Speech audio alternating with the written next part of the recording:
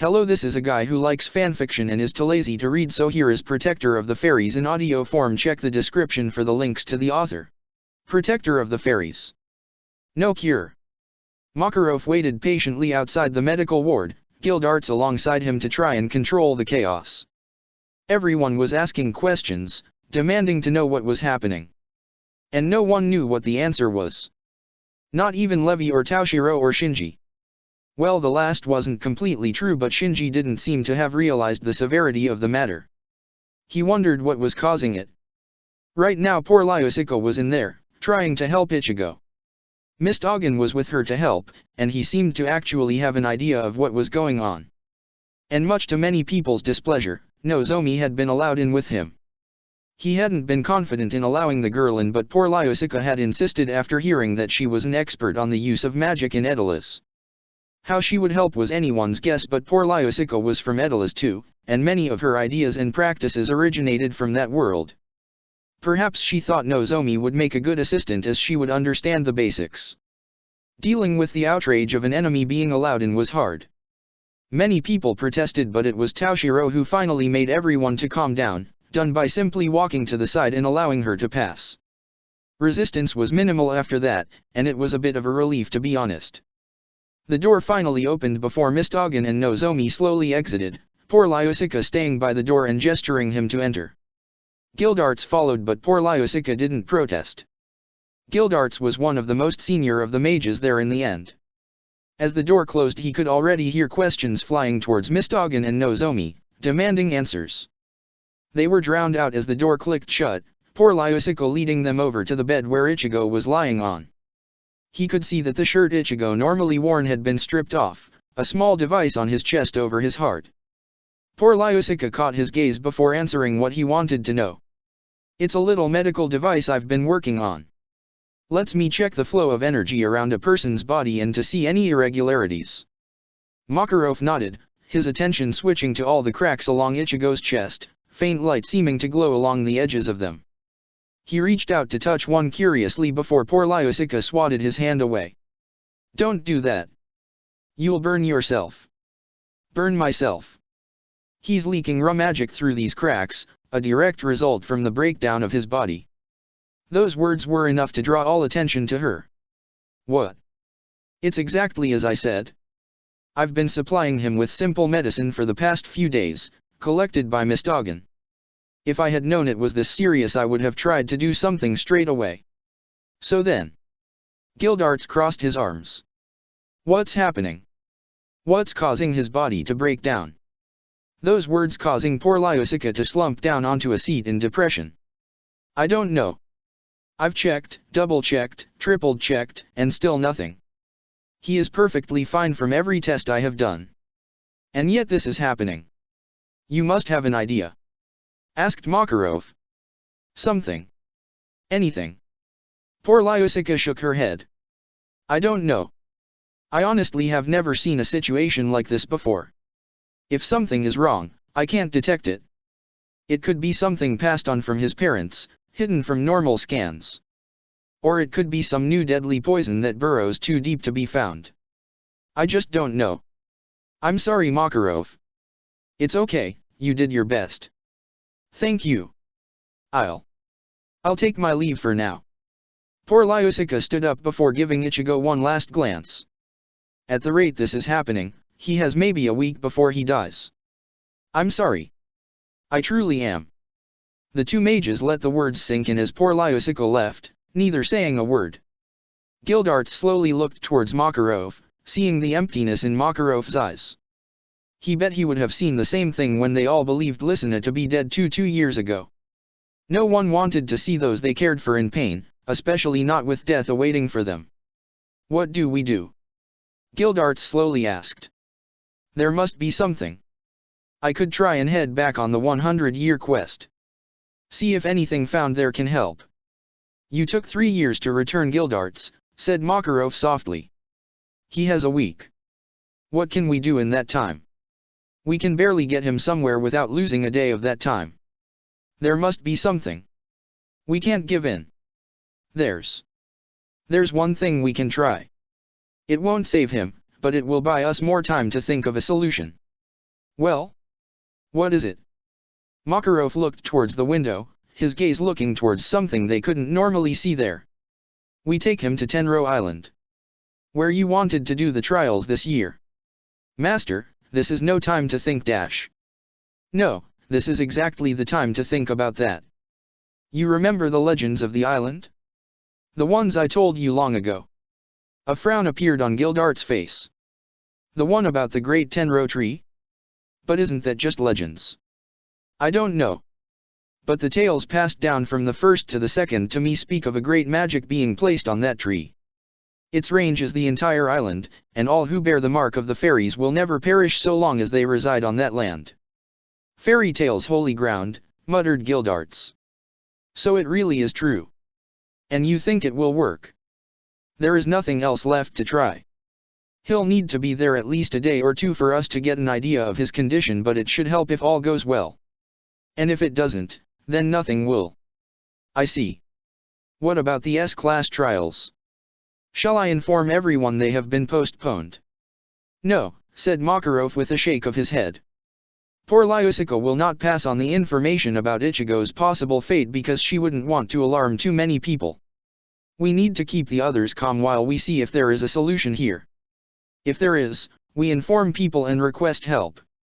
If there isn't, we let them know to prepare themselves mentally. All right, Gildarts muttered sadly. When do we leave? Tomorrow. I'll inform everyone of the changes in timing and that we are leaving early. They'll be suspicious, but there is no work around here. I'll have Ichigo taken off the candidates for this year too for obvious reasons. Beyond that, we stick with who I told you. All right. I'll get a ship sorted. Gildarts left the room, leaving Makarov by himself, or at least from what appeared to be himself. Makarov sighed, glancing to the corner of the room. You can come out, you know. The corner seemed to flicker as a thin layer of light bent around it and revealed a man standing there, a general's cloak with him. So, what did we do to get the attention of a general? I don't see how this is the Magic Council's business. It's not, said Ishine as he walked forward. It's mine. I see. And you are? Ishine Kurosaki. I see. So you are Ichigo's father. Makarov smiled at the shock on Ishine's face. I see no other reason why you would be here. You also snuck in as we entered. You gave yourself away with the sudden breaths you were taking. It's exhausting using Shunpo for such long distances. Magnolia isn't close. I only came in the first place because I got a bit worried about his illness. Makarov's smile dropped. I'm sorry you have to go through this too. I'm not happy about it either. He finally was approaching me. He was finally willing to see me, and this happened. Again. Again. Makarov's hand snapped towards Ishine, his hands grabbing the man by the front of his clothes desperately. This happened before? Yes, was the only answer Ishine gave. It was enough for Makarov though. Then how did he recover before? How was he saved? Ishine glanced away. I can't say. I'm sorry, but I can't. If you get him to Tenro Island though, I will get help sent after you. People can find Tenro Island as long as you are all on it, correct? That is correct. I'll leave that to you then. But are you sure the person will still be able to save him? I don't know, Ishine said sadly, a defeated tone in his voice. This isn't a normal illness. This is far deeper than that, and only one man knows it deeply enough to deal with it. Just don't kill the man before he saves Ichigo's life. Kill him? Who are you sending? Ishine shook his head. You'll know when you see him. Get Ichigo to Tenro. I'll do the rest. Protector of the Fairies. Hades patiently waited aboard the airship belonging to his guild, tapping the arm of his chair in annoyance. He knew he shouldn't be annoyed at the lateness of his soldiers as it was a sudden call that was summoning them, but he couldn't help it. Old habits die hard. The first to arrive was his deputy commander, Blue Note Stinger. The man had hastily tied his hair back into his usual ponytail and was hiding his shortness of breath while standing up proudly, radiating an appearance of strength and arrogance. Hades knew the man had a right to that arrogance though. He was one of his strongest mages. Blue Note technically was the strongest after him, but he had a feeling that would change eventually. The next to appear was Altair, looking as immaculate as ever. She had even dressed up, likely to display an image of superiority compared to all the others apart from him. Her hair fell down along the right side of her face, just like always. He knew what lay beneath her hair, but he didn't comment on it. So long as she did her job, he didn't have any reason to criticize her appearance. Altair's appearance meant Mirtis was not far behind, the young pink-haired girl making a beeline for Altair and standing by her side happily. She had that gold wing headgear that she liked wearing on, and it was a funny sight to him considering who their latest opponents would be. Seeing Mirtis so attached to Altair made him wonder how the girl would react if she knew of Altair's involvement in her terrible past. It would be amusing at the very least to watch. After he appeared Rusty-Rose. Rusty-Rose's appearance was, like the man's character, flamboyant. His silver hair had been styled upwards into some new strange style, and his clothes seemed to be of designer make again. Appearances were very important to that man. A blonde-haired man came in after Rusty-Rose, his spiky hair still not cut from the last time he had seen him. The man's hair stretched part way down his back now. Even the man's clothes seemed a bit too messy than was appropriate for the meeting. If Zhang Crow hadn't been summoned so quickly, then he would have gotten mad. Zaldeo was next. The man had once tried to commit a taboo, and hence had gained the body of the celestial spirit, Capricorn, as a result. Now he had the appearance of a humanoid goat, dressed in a shorts and a small black jacket. Zaldeo had tried many times to regain his old form, but he knew Zaldeo would never achieve that goal. He was beyond the realm of returning to normal at this point. All taboo breaking had costs. A large fat man quickly ran in, likely believing he was late. Kane Hikaru was a pesky fool most of the time, but he had his uses and he was still on of his foolish mages. He could have been so much more useful though if he wasn't as much of an idiot that he was, but you couldn't get everything. His size was both a pain for starting his magic off and a boon for once his magic was in effect. That left one more. He was surprised with Azuma being the last. Apart from Altair, the others had all been on the end of separate missions, but Azuma's mission should not have made him be delayed this long. What reason would he have to delay his arrival if not for some crucial bit of information? He smiled though as the man came running in, crouching for a few moments as he regained his breath. The man looked tired though, his usual spiked out hair lying flat down along his face while his sideburns and goatee had been left unchecked. He wondered what was so tiring about the man's mission though. It had just been observation on the Fairy Tale Guild. "I'm sorry I was so late, Master Hades," Azuma said quickly. "I came as soon as I heard it, but I was tired. I've been keeping track of a lot of activities the past few days, and I hadn't expected to have been trapped for 2 weeks without realizing." "So you were caught in Edelas too then," muttered Hades in annoyance. The Edelas incident, while providing opportunity to grab the last key, had almost robbed him of one of his greatest warriors. And while he could find a replacement, time was the greatest factor in waiting for the replacement to mature. "Yes, sir." "Well, no matter. At least you could make it." Hades looked around the whole group, smiling. These were his loyal warriors. His deputy commander and his 7 kin of purgatory, Altair leading the 7. Excellent. The time has finally come. The 8 assembled looked amongst themselves with varying levels of excitement, from Altair's utter glee to Blue Note's faint smirk. Hades lightly coughed, drawing their attention back to him. "Now then, initial reports from Azuma have informed me of the intent for Fairy Tail to host their S-Class trials on Tenro Island this year. Their actions will release the barrier keeping the island hidden from view, and hence will allow us access to that same island. It is on that island that Zeraf resides somewhere." "Why only now?" asked Kane. "Why couldn't we act anytime? Surely you could have overcome the barrier." Hades scowled at the man's idiotic question. "Only a fool thinks like that. A barrier can be overcome with time, but finding that barrier is another question entirely. Some say Tenro Island even exists in another reality itself when sealed away. So we head there for tomorrow then?" asked Azuma, his innocent question actually causing Hades to pause and look at him. Azuma suddenly realized his mistake as he bowed his hair. "Forgive me, Master Hades. I only just gained recent information. Please, share." Your last report indicated at least a week before they would head for Tenro Island. Things changed rapidly. Only hours ago did the Shinigami Ichigo collapse.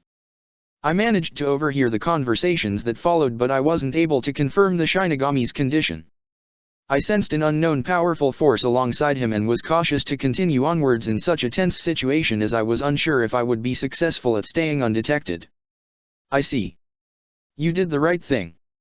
So they changed the date, did they? Do you have anything on the Shinigami's condition? Some stuff. He seemed to be suffering from some sort of illness, and the treatment does not seem to be going successfully. It was chaos over his well-being at Fairy Tail. Hades's hand raised and trailed along his beard. That is a blessing. How intriguing. This alters a few things. We will set forth for Tenro now, but our plan of attack can change. Change? Altair stepped forward as he turned to her, a smirk on her face. Surely one man doesn't change much. You are correct.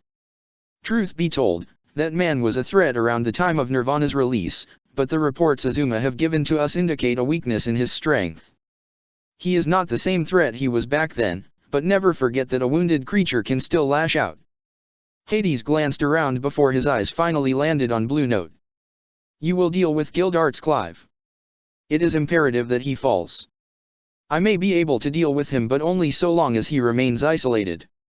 His magic is deadly and would be harder for me to fight him if he had allies than it would be for him to hold back. Hades turned his glare to Azuma next.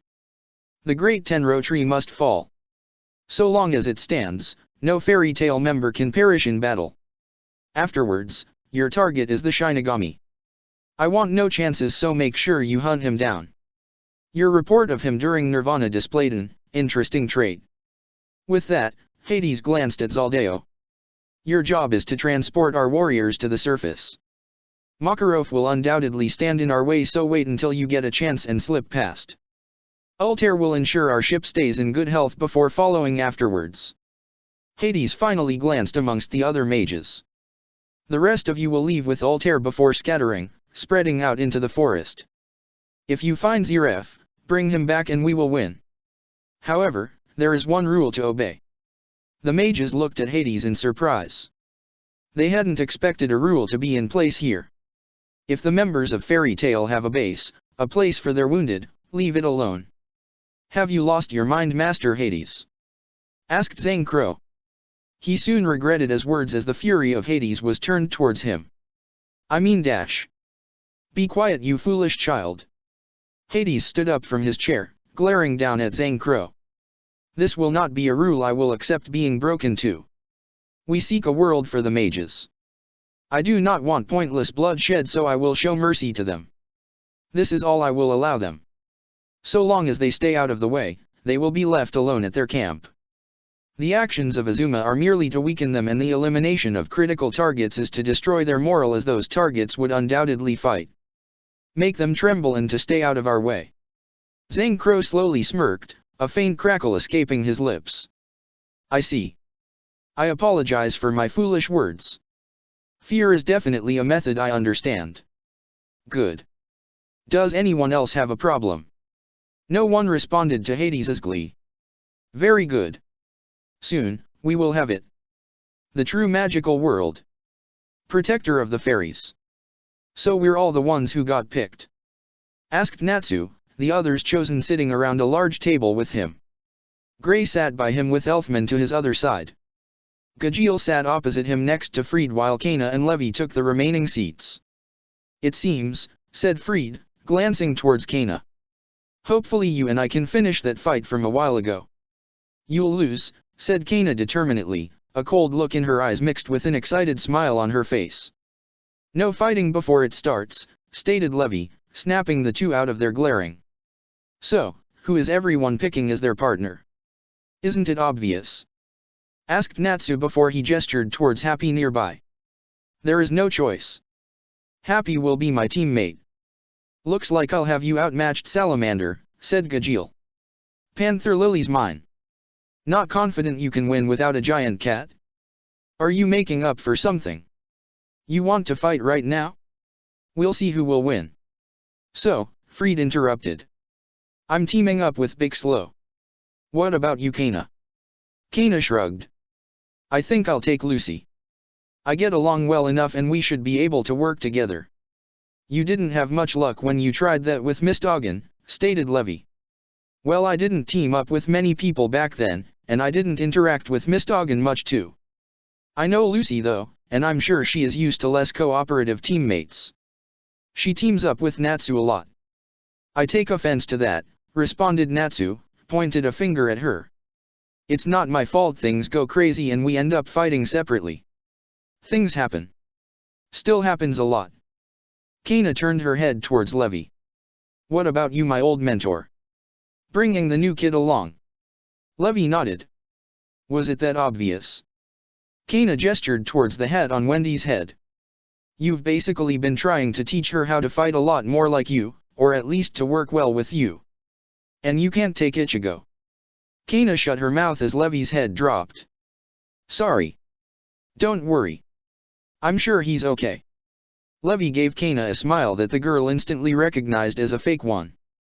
She had used a similar one at times too. Besides, I'm sure I'm madder at him for hiding that girl in his closet. He could have at least given her a room. That's no way to treat a lady. Well, technically me and Fried stole the last few rooms. Levy laughed. I suppose so. She quickly distracted herself by turning towards Elfman. Who are you taking, Elfman? I wanted to take Lysina but Myra wouldn't let me. Said she's already coming to help her out with things and that she didn't want her involved in anything dangerous yet. That's a pain for you. I know. Elfman looked around the group. Anyone know anyone who could help me? Someone who is a real man. I know someone, stated Fried. Problem is that she isn't a man. That okay? I guess, muttered Elfman. So long as it isn't evergreen. It is, isn't it? Yep. Elfman sighed. I guess I can work with her. She only did what she did because of Laxus. Don't deny it, it is true. I suppose it is. I'll ask her for you but I'm sure she'll agree. That only leaves Gray. I'm with Mest, Gray simply said, causing a few of them to raise eyebrows. Mest? Asked Natsu. He did well last year, I think. I'm surprised he wasn't entered this year. So am I, but at least he agreed to help me. I wonder how he's taking it with the old Miss Doggan being gone.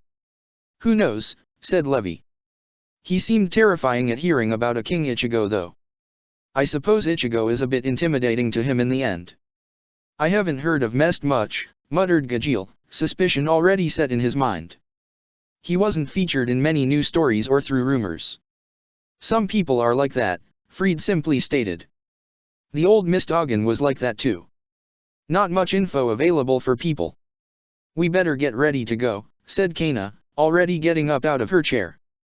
I can't get drunk tonight with the early start. I'll see you all later at the docks.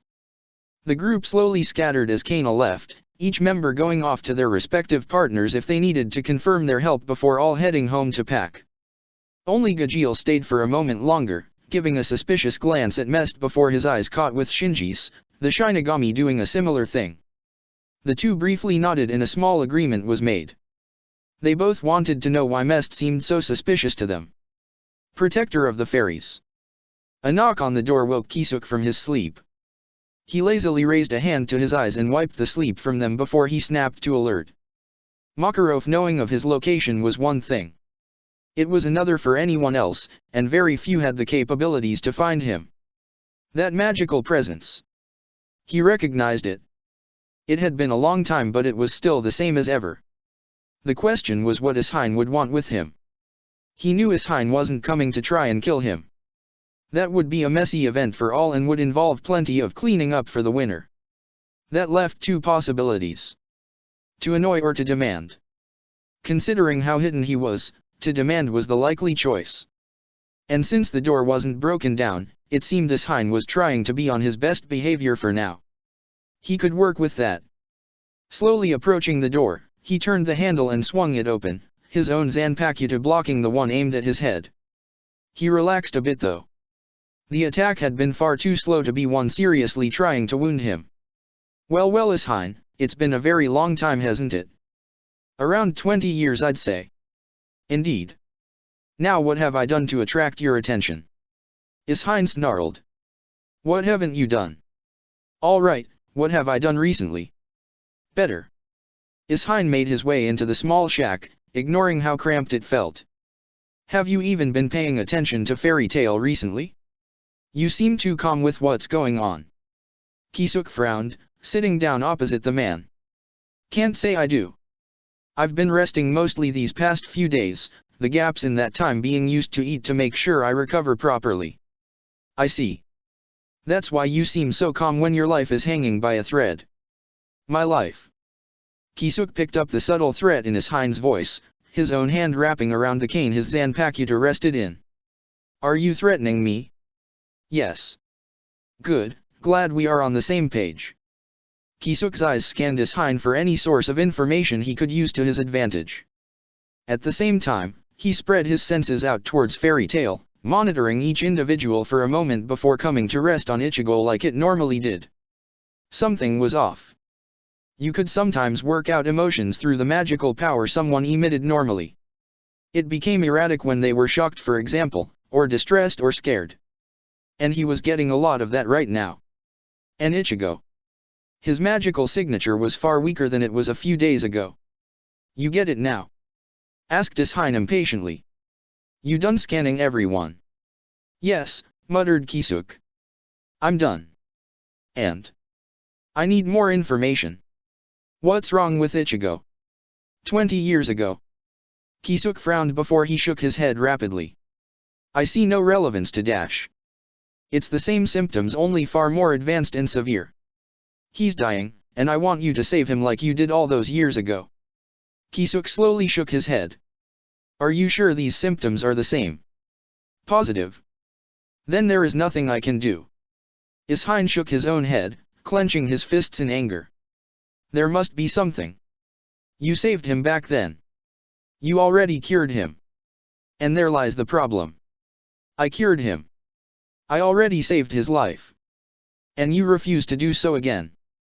Kisuk glared at Ishine angrily. I do no such thing. But I can only do so much. 20 years ago you asked me to do the impossible. I did so. I saved a child who, by all logic and laws, should have died. Doing so involved breaking unspoken laws of this world, but I did it. And? You don't get it. What I did will not ever fade. It will persist no matter what, and because of that I can never save him again from this, because the cure already exists within him. How do I save someone who should be perfectly fine? How do I save someone who shouldn't even be ill? There must be a solution, said Ishine stubbornly. You're Kisuk Urahara, the genius scientist of the Magic Council. Everything you ever did was miles ahead of everyone else. There must be something. Kisuk shrugged. Well. To be honest, I can do nothing more just yet. I'll try and figure out what is causing this, but there is no true solution. In the end, I may need to kill him to save him. You'll what? I don't like this solution any better than you, Ishine, but this is a situation requiring drastic solutions. It's a last resort method though. Where can I find him later on? I'm sure he'll be moved, and it'll be quicker if I can follow afterwards once I grab some things to help. Ishine looked at him angrily. You think I'll let you know after that solution of yours? Damn it, Ishine, said Kisuk, equally as angry. What do you want me to say? That I'll cure him with ease? That I'll fix him without any issues? I can't. I'm not a god. I don't even have the Hujyaku in my possession anymore, and that was the only reason he was saved last time. Ishine slumped against the wall in defeat. He's going to Tenro Island. You know the place, right? You were a member of Fairy Tale at one point. I was. I can get them easily enough, but only after they do. Good enough. Ishine pushed himself to his feet before slowly heading towards the door. I already have your Yuaki to keep an eye on, so I'll trust you here. You're too invested at this point to not try and save Ichigo. He's my student, Kisuk simply responded. I won't let him die if I can help it. Good. Because in my eyes, your two lives are linked. Are you sure you did nothing to cause his current state? Of course, not. Kisuk. No, I'm sure I didn't. Or at least I wouldn't have meant to. Kisuk, what did you do? Nothing. Or at least, nothing that should have caused this. And even if I had, hypothetically speaking, it should have all been fine for about over a year. Kisuk dropped his head. Yes. So in other words, Edelas robbed him of that time. Most likely. He probably wouldn't have noticed straight away, being wrapped up in what he was doing. But he did say that his hollow powers had stopped working. All but his hollow mask. Ishin turned towards Kisuk. Why only that? That's actually incorrect, I think. I thought the mask felt off because I was tired. But this makes sense. Ishin frowned. What does Kisuk? His hollow mask is the manifestation of his hollow powers. So if they stopped working, how can he summon the mask and still gain power from it? You mean dash? Yes. Kisuk sighed sadly. That mask wasn't formed by hollow magic but by something else. That source. The gears clicked in Ishin's mind. It could gain its own manifestation? Is that possible? Masaka never dash. Masaka was not a Shinigami, remember. And it is the Shinigami that create that world for their powers to appear in. Far-visored, the hollow appears there too. By this logic, perhaps other things can exist there too. And if they exist there, they have a mind of their own. Exactly. Do you see now why I don't know if I can save Ichigo? How can I save him when the very thing that is killing him is himself? Protector of the Fairies. Welcome back. With the help of the girls with him, Gildarts pulled the smaller boat onto the surface far enough so that it wouldn't end up being dragged away by the sea. Lifting his arms underneath Ichigo, he carefully picked up the orange-haired man before slowly walking towards the location the master had told him about. If he was correct, the others would be on their way soon enough. They had been with them for most of the journey and had only recently separated onto the smaller boat to get a head start and to set up the trials before the others were set loose. Apart from him, Myra Jane and Urza was there with him, and Lysina was helping to set up a camp while the fights went on as a place to rest for those knocked out and where they could all celebrate afterwards. He wasn't sure if he would join in the celebrations just yet. He had to wait and see on how Ichigo's condition went. Shinji would be the same, the man helping Lysina with the camp. The man had seemed anxious with all the waiting, and seemed to just want something to do to get his mind off it. Fighting would have been the obvious choice from the look in the man's eyes, but Shinji had settled for simply cooking for the others. The island was the same as the time he had seen it before. And like always, the great Tenro tree stood proudly above them all. Not even the master was sure how that tree had come into existence. The island had been Mavis's homeland from what the stories said, and it was quite an honor to stand on the same ground the first had stood on. The tree's power, however, was a complete unknown to him, as he didn't know where it had come from. Still, he'd seen stranger stuff. Something was off today though. The animals felt restless. It was far too quiet everywhere. Even the skies seemed ominous. They were cloudy and dark in a place where the sun was meant to shine, and it didn't sit right with him. It wasn't even as hot as it should have been. Entering the cave that he had been assigned to, he looked for the path leading to Mavis's grave. The master had given him very strict instructions to not break anything there, but also not to reveal the grave's location. It was meant to be a secret for the next part of the trials after getting past a combat round.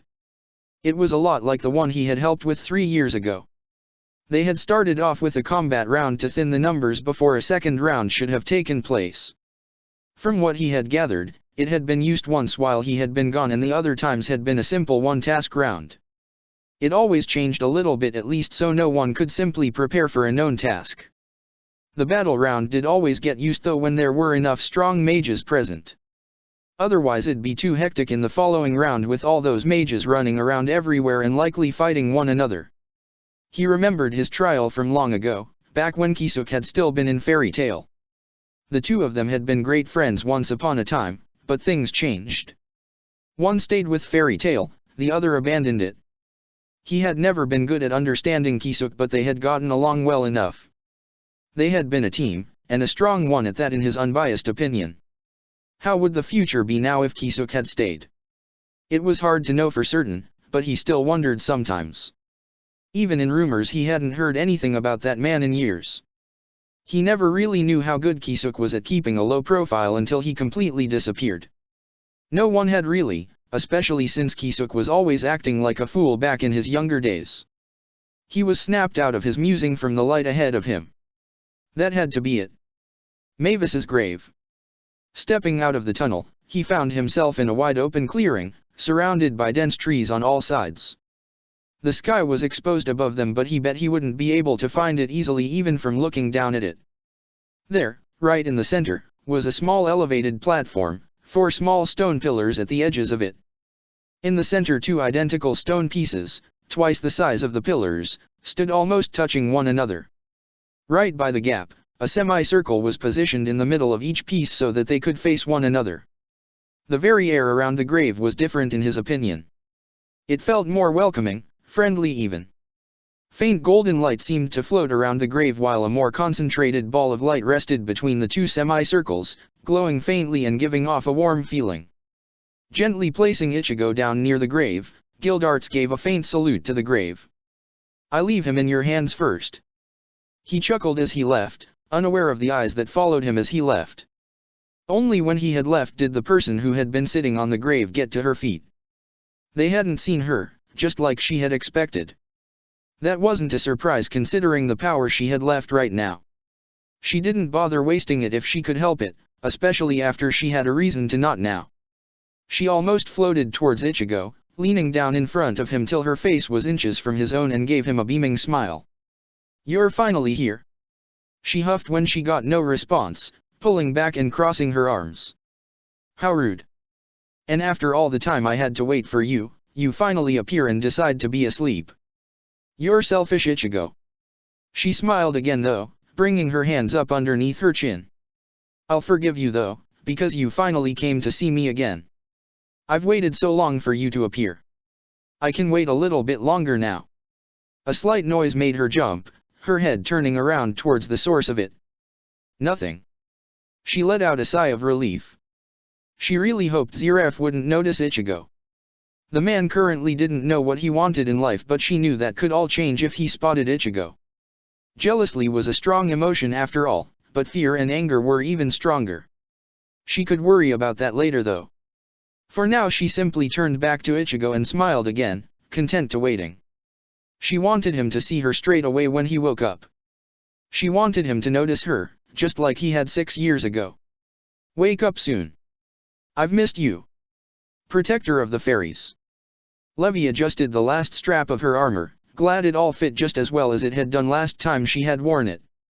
Frankly, she hadn't had much reason to wear it for a while now, and the times she had needed it she had been unable to reach it.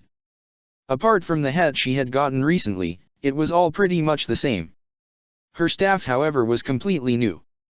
Instead of going for the metal type from before, she had chosen a wooden variety. It couldn't fold up, so it made it a bit harder to take to places, but the control it offered for amplification purposes was almost twice as strong as her old staff. Levi. Levi turned towards Wendy, who was looking round nervously. "Why do I have all this stuff?" Levi glanced at the hat on Wendy's head before giving her a single nod as if it explained everything. "Because the hat is cool." "Not the hat," said Wendy shyly, clutching the small staff Levi had given her. "Why do I have this?" Levi tapped her own staff. "It's like mine.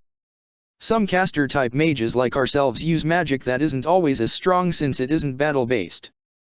The staff acts as an amplifier for some people, a controller for others, and sometimes even both. For me, it's more to help with large spells and to make the effects last longer." Wendy nodded to confirm she had understood. "So for me it should make my support spells stronger. And your offensive ones too, though that only works so long as they are channeled through the staff as we practiced. You still need a little bit of work, but they should be fine at the moment. It's more than enough to help make up for your younger age too." Giving a nervous look round, Wendy asked Levi the question that had been bugging her for hours now. "Levi, why did you pick me?" "Huh. I mean, I'm not the strongest person you could have asked. There are plenty of others who are better than me, and I'm also very young too and dash. It's more fun to work with friends. Wendy paused, looking at Levy in confusion. When I was a member of Team Fairy, I'm not afraid to admit I was the weakest. But Ichigo and Laxus never minded, despite our differences in strength. Ichigo even took me on his attempt at the S-class trials. He did them before. Levy nodded. Unfortunately, unforeseen events stopped him from progressing. Still, as I was saying, he took me on it. There were people stronger than me he could have taken if he so desired, but he didn't. Because it isn't about who has the most strength but who you feel most comfortable working alongside. Those people are always you friends. Wendy nodded a bit hesitantly. But wouldn't someone strong enough be able to make up for that? Maybe, but they have to be able to take on an S-class mage by themselves for that to happen. Kana tried once with the old Mistogen helping her. She failed because, while Mistogen was powerful, the two weren't able to work together properly. Wendy still seemed uneasy. But we haven't been working together for long. Levy tapped the side of her head. Don't you worry. I've memorized your basic movements and patterns. Get a bit more experience and they'll change and become harder to adapt to, but we'll be more familiar with each other by then to counteract that. If anything urgent is needed for you to do, I'll call your name. Moving her hand, Levy patted Wendy on the shoulder. Besides, you are still plenty strong, so don't get so down. With your help, I'm sure we'll win. Don't you want to win? Yes, Wendy answered quickly before blushing. I mean dash. See. That's the spirit. Levy pointed her staff towards the island coming into view dramatically. Now let us go and face the trial head on. Don't we have to wait? Ruin my fun, why don't you? Attention, the master called out to everyone, their eyes drawing towards the master as their own conversations died down. Thank you. I will now explain the rules and format of the S-class trials for this year.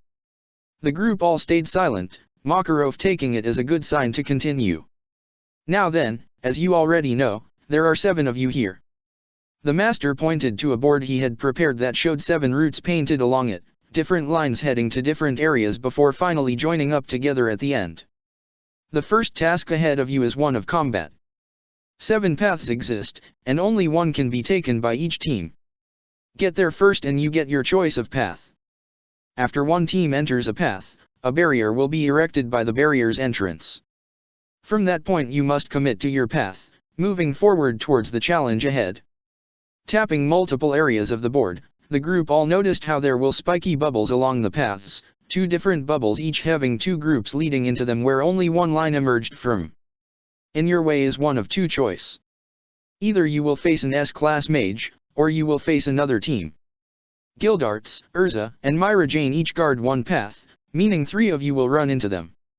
The other 4 will end up being matched through their chosen route and will fight. The winner is allowed to advance forward. The loser unfortunately will fail and not be able to become an S-class mage this year. Makarov looked across the faces of the assembled mages. He knew what they were all thinking. They wanted those team battles instead of an S-class mage battle. He couldn't blame them. It was the far easier option depending on who they got and if they matched up correctly. This task is more than just skill. 7 paths, unknown outcomes, this is a battle of luck too. Do not fear encountering the S-class mages present, however.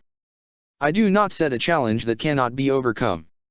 Go forth and prove your strength and determination to me. The task begins now. The master vanished in a flash of light, the thought projection that had been his duplicate vanishing with its purpose now fulfilled. Then chaos broke free. Fried was the one who had reacted first, leaping of the boat with Bixlow before the 2 landed on dolls Bixlow had positioned ready for them. The others rushed towards the edge as the 2 flew away towards the island before they found runes blocking the way off the boat. Fried had been prepared it in advance, it seemed, quickly writing wards and runes as the master's talk had ended to give him and Bixlow first pick. Nice try, muttered Levy, rapidly decompiling the runes into something she understood before adding her own little tricks into them. But I won't be outdone by another letter magic user. The runes bent around her and Wendy, allowing the 2 to pass harmlessly through the runes. Twirling her staff around, light shone from the hidden lacrima on the top of it as she channeled magic into it. Solid script, wait. Repel. The wait word flew against her chest piece before the repel word hit her boots. She quickly grabbed Wendy before her feet hit the water, repelling her upwards as she hit it and using the decreased weight of her body to bounce across the water quickly. Evergreen scowled as she saw the two teams ahead of her before she broke out a pen. Like I wouldn't understand runes of this level. Within 20 seconds she had allowed passage for her and Elfman, the two rushing to make up for lost time. The remaining mages had no choice but to wait for the barrier to break. According to what was displayed to them, it had 5 minutes in total, and now 30 seconds of that time had passed. They simply sighed, sitting down while they waited. There was no way out until the time ran out. Because of that they missed Gray and Mest escaping, Mest teleporting the two out through use of his magic. "Thanks," said Gray as they landed on the island, ahead of both Freed's and Levy's team. "No problem," replied Mest nervously. "Shall we pick a path quickly?" "Sure," said Gray, leading them down path C. Freed appeared just as the barrier appeared, quickly choosing path G for him and Big Slow to take. Levy and Wendy were only moments behind before they sprinted down into path A. Evergreen and Elfman arrived at a more leisurely pace, taking path D at random and heading down it as the barrier appeared behind them. Finally, after the 5 minutes had ran their course, the barrier was lifted and the other teams were released. Within moments Happy and Natsu took the lead of the remaining 3 teams, Gajeel inches behind with Panther Lily carrying him, the Exceed in a shrunken form similar to Happy's own. The two seemed to be neck and neck for their entire journey to the island before they each shot into different paths, Natsu going right for path E while Gajeel went left for path B. That only left Kana and Lucy who didn't even bother trying to rush, knowing there would only be one path left to choose. Instead the two swam and chatted as they headed towards the island, not bothering to rush even as they reached the last route. The only path left for them to take was path F and so they followed it, hoping their luck was good. Urza chuckled as Gray and Mest came into view down her path, slowly summoning a sword using Requip as she strode towards them. "Shall we see how far you have progressed, Gray?" Down with Elfman and Evergreen, the sound of evil laughter filled their ears before they looked up, Myra Jane flying down at them in full demon form. "Bad luck, little brother." Natsu was actually happy as he found his opponent, Gildarts resting on a small boulder as he waited. "Ah, good. I'm glad I get to be your opponent, Natsu." As Levy and Wendy waited at the end of their path, Gajeel and Panther Lily shot into view. Taking one look at the Dragon Slayer, Levy smirked, gripping her staff tightly. She was looking forward to getting revenge from her previous defeat. Kana and Lucy finally reached the end of their path, Kana laughing when she saw the impatient Freed sitting there. "Looks like the first to leave had to wait the longest." "Not a good idea," said Freed as Big Slow strode into view.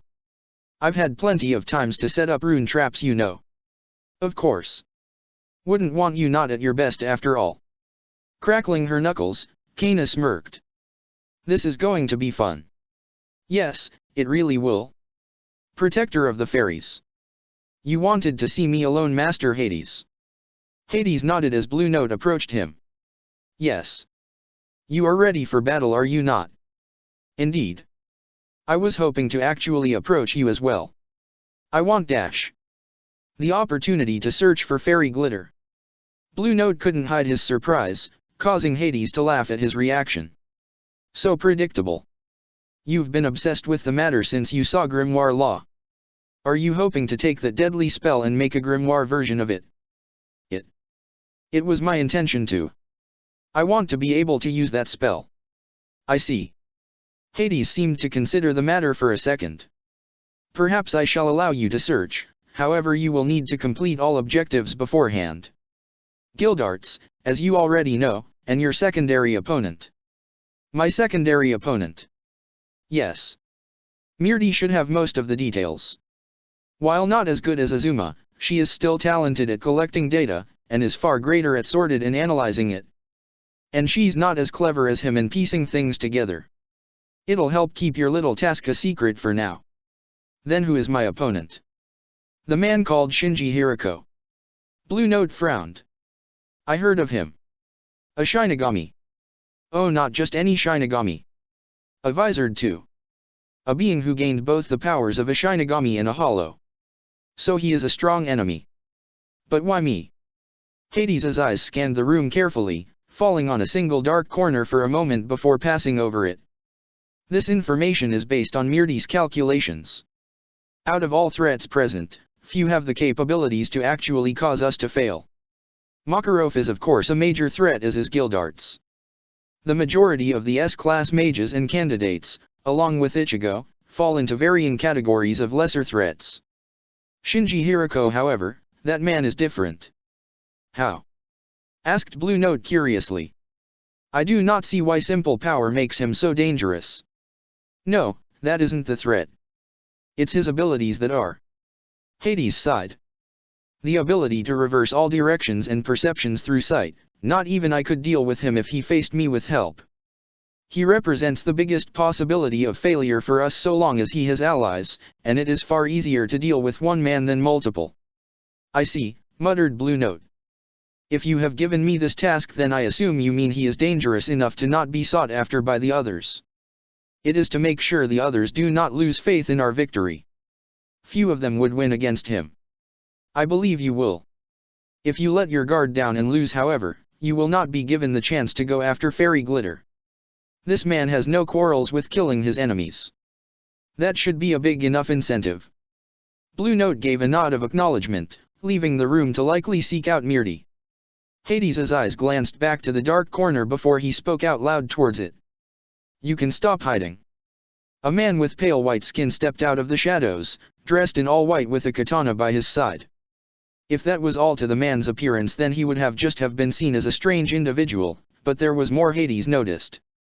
Green eyes weren't uncommon, but the lines extending down from his eyes were. The big thing about the man though was the broken horned helmet on the left side of the man's face. You sensed me?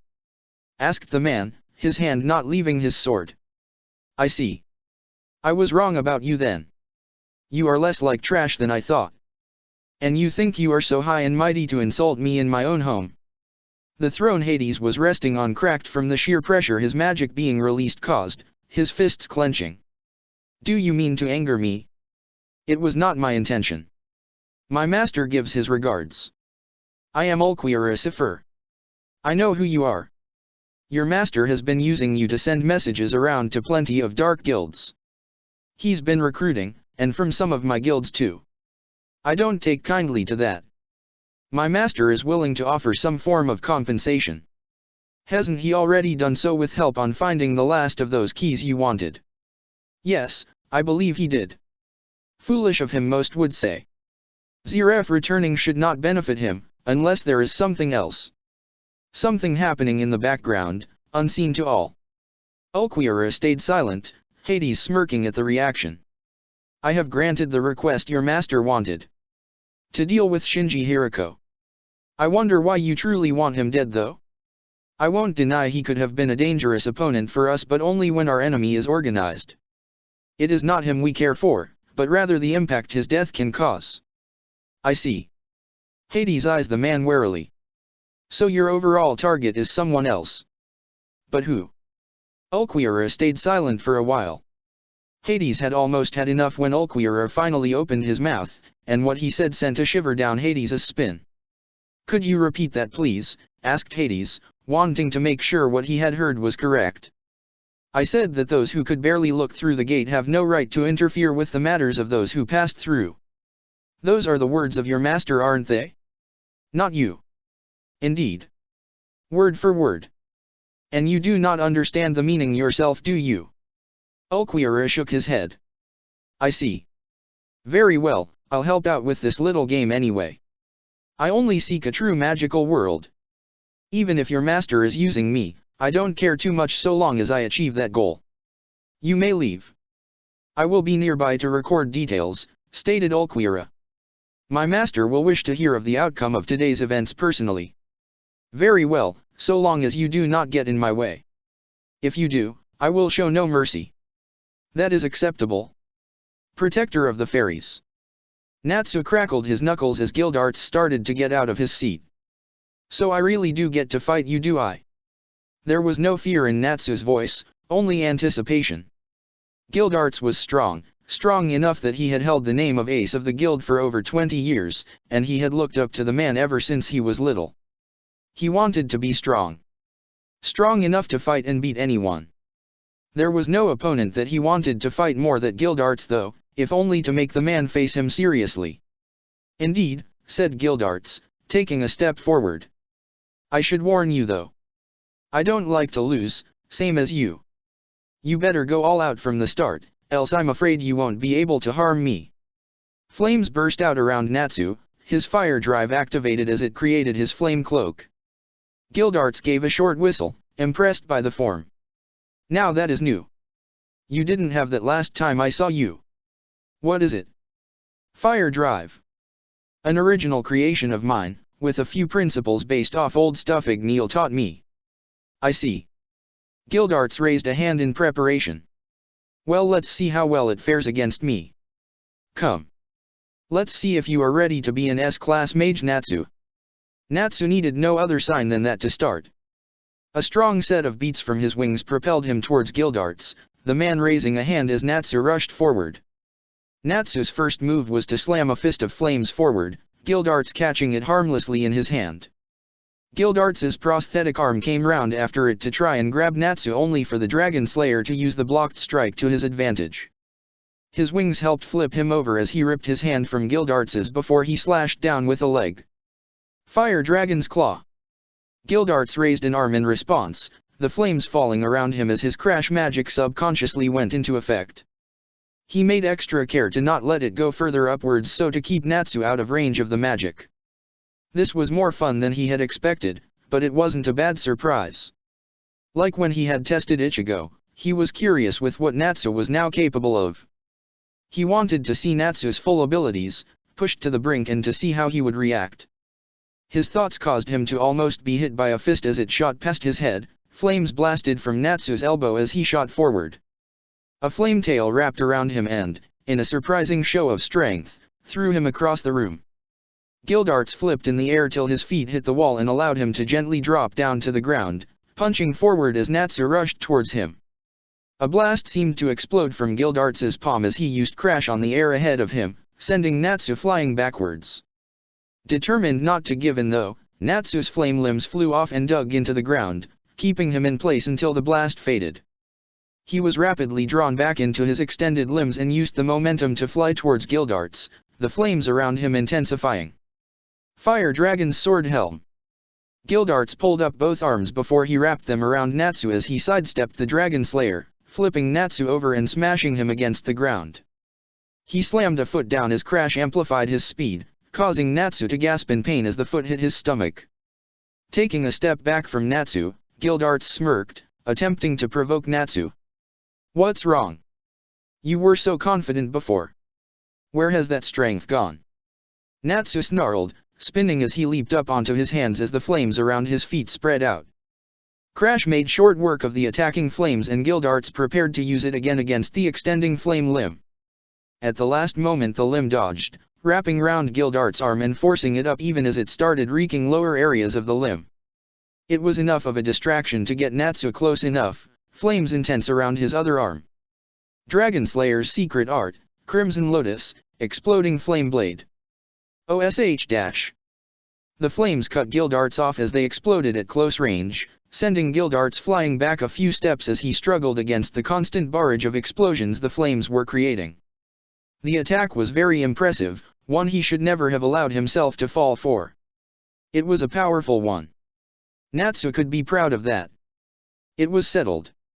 Phase 1, passed. Now came the harder part. His magic exploded around him, blasting the flames away as the very ground began to shake. Now then, I better get serious. Natsu. Natsu froze, the flames around him flickering unevenly with some even fading from fear of all the power being released. He involuntarily took a step backwards as Gildarts took one forward, his subconscious wanting to keep as much distance between the two as possible. Yet as time passed, Natsu seemed to not be willing to back down yet. Gildarts was prepared to hold off judgment though. Like with Ichigo all those years ago, he would offer the same choice for Natsu. Right now Natsu was afraid, he could see that. The strongest technique the boy could use had been completely shut down, and even the fire drive that Natsu had created was being inefficient. And now Natsu would be able to see that he had not even been using all his power against the Dragon Slayer. So that left two choices. To fight or to flee. Like before, the general way to pass phase 2 was to surrender.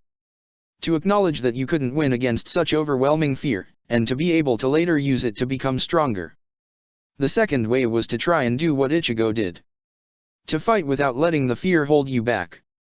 To throw it completely away was foolish, but that wasn't needed if you could acknowledge it and fight on the same level or higher than before. Come on Natsu, Gildarts said, trying to break the stalemate. He would only wait so long before passing judgment, and right now Natsu was too afraid to pass the second way unless he could pull himself together. Well. Natsu slowly took a step forward, the flames struggling to stay around him as his body shivered. He didn't want to give up. He didn't. But how could he win against a monster like this? He slowly dropped down to his knees, the flames finally vanishing around him as all resistance died. I lose. Gildarts smiled as his magic withdrew, leaning down to Natsu's level before he placed a hand on the boy's shoulder. Good.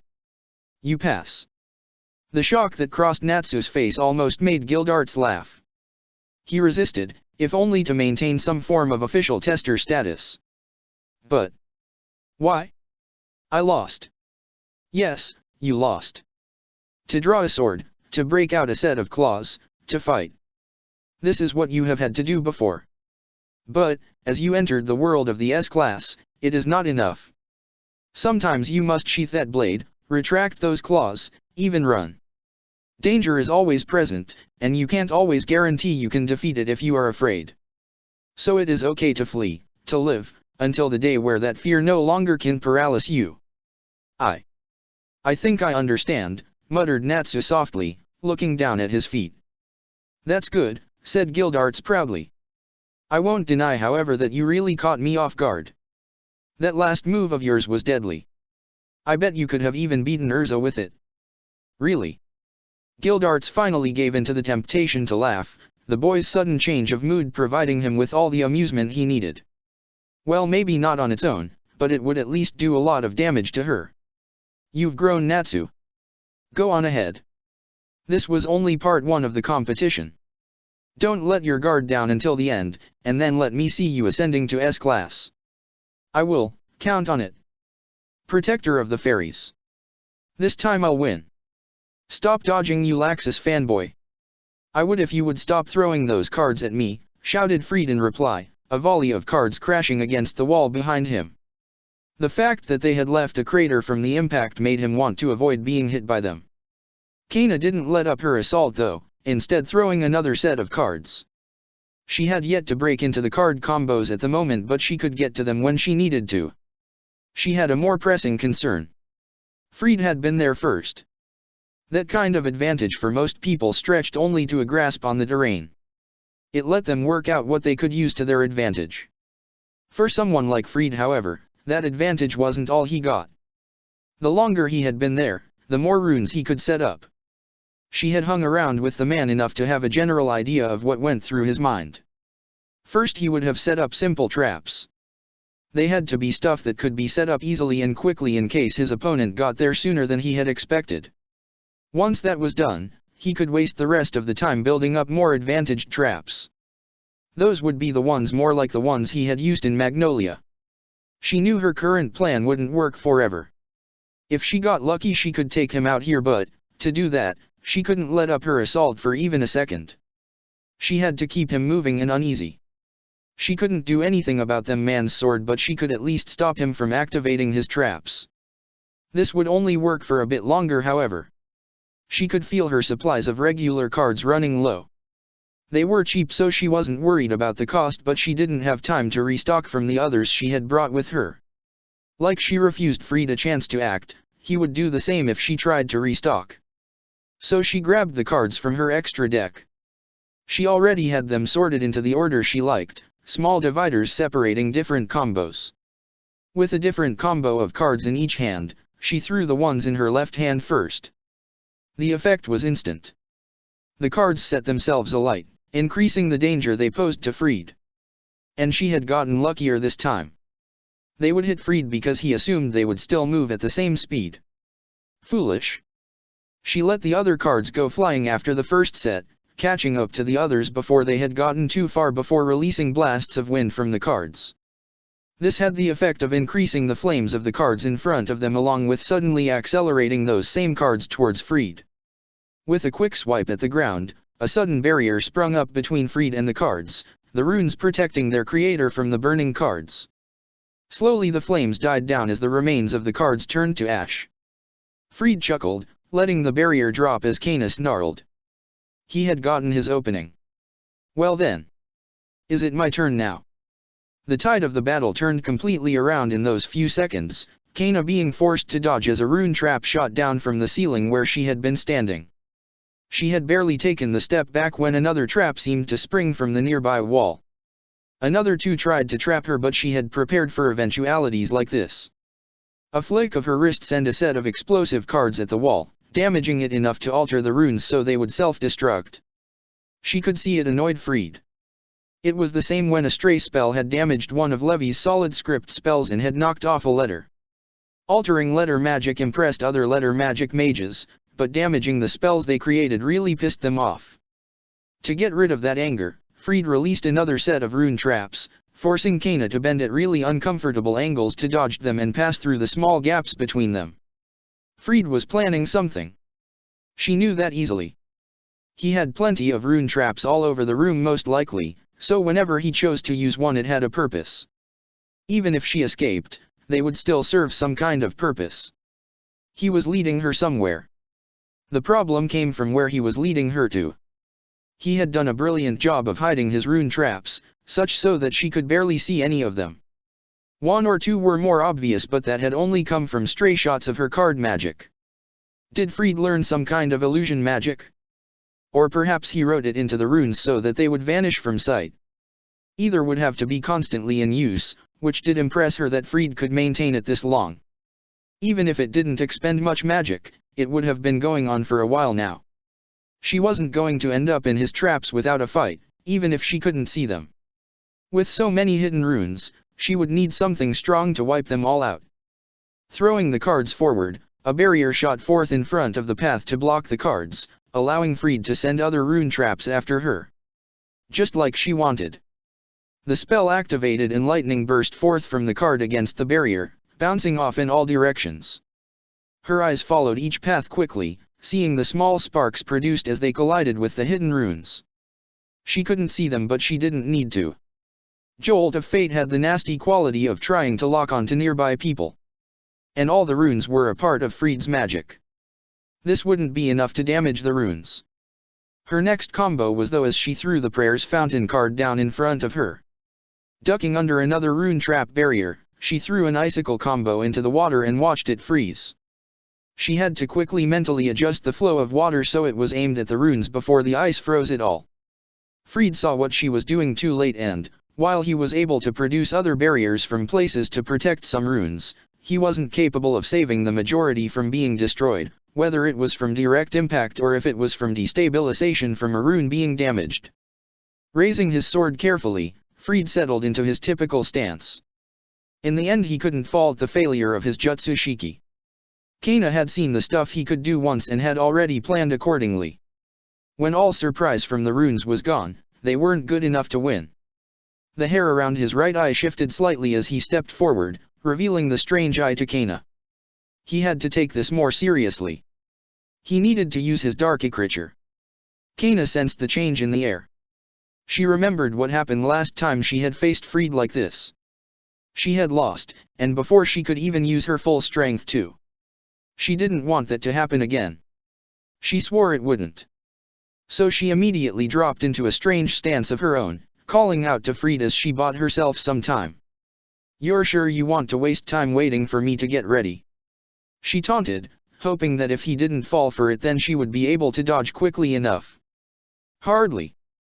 Fried let out a sigh as he raised his sword up to his own stance. "Last time I interrupted you before you were ready to face me seriously.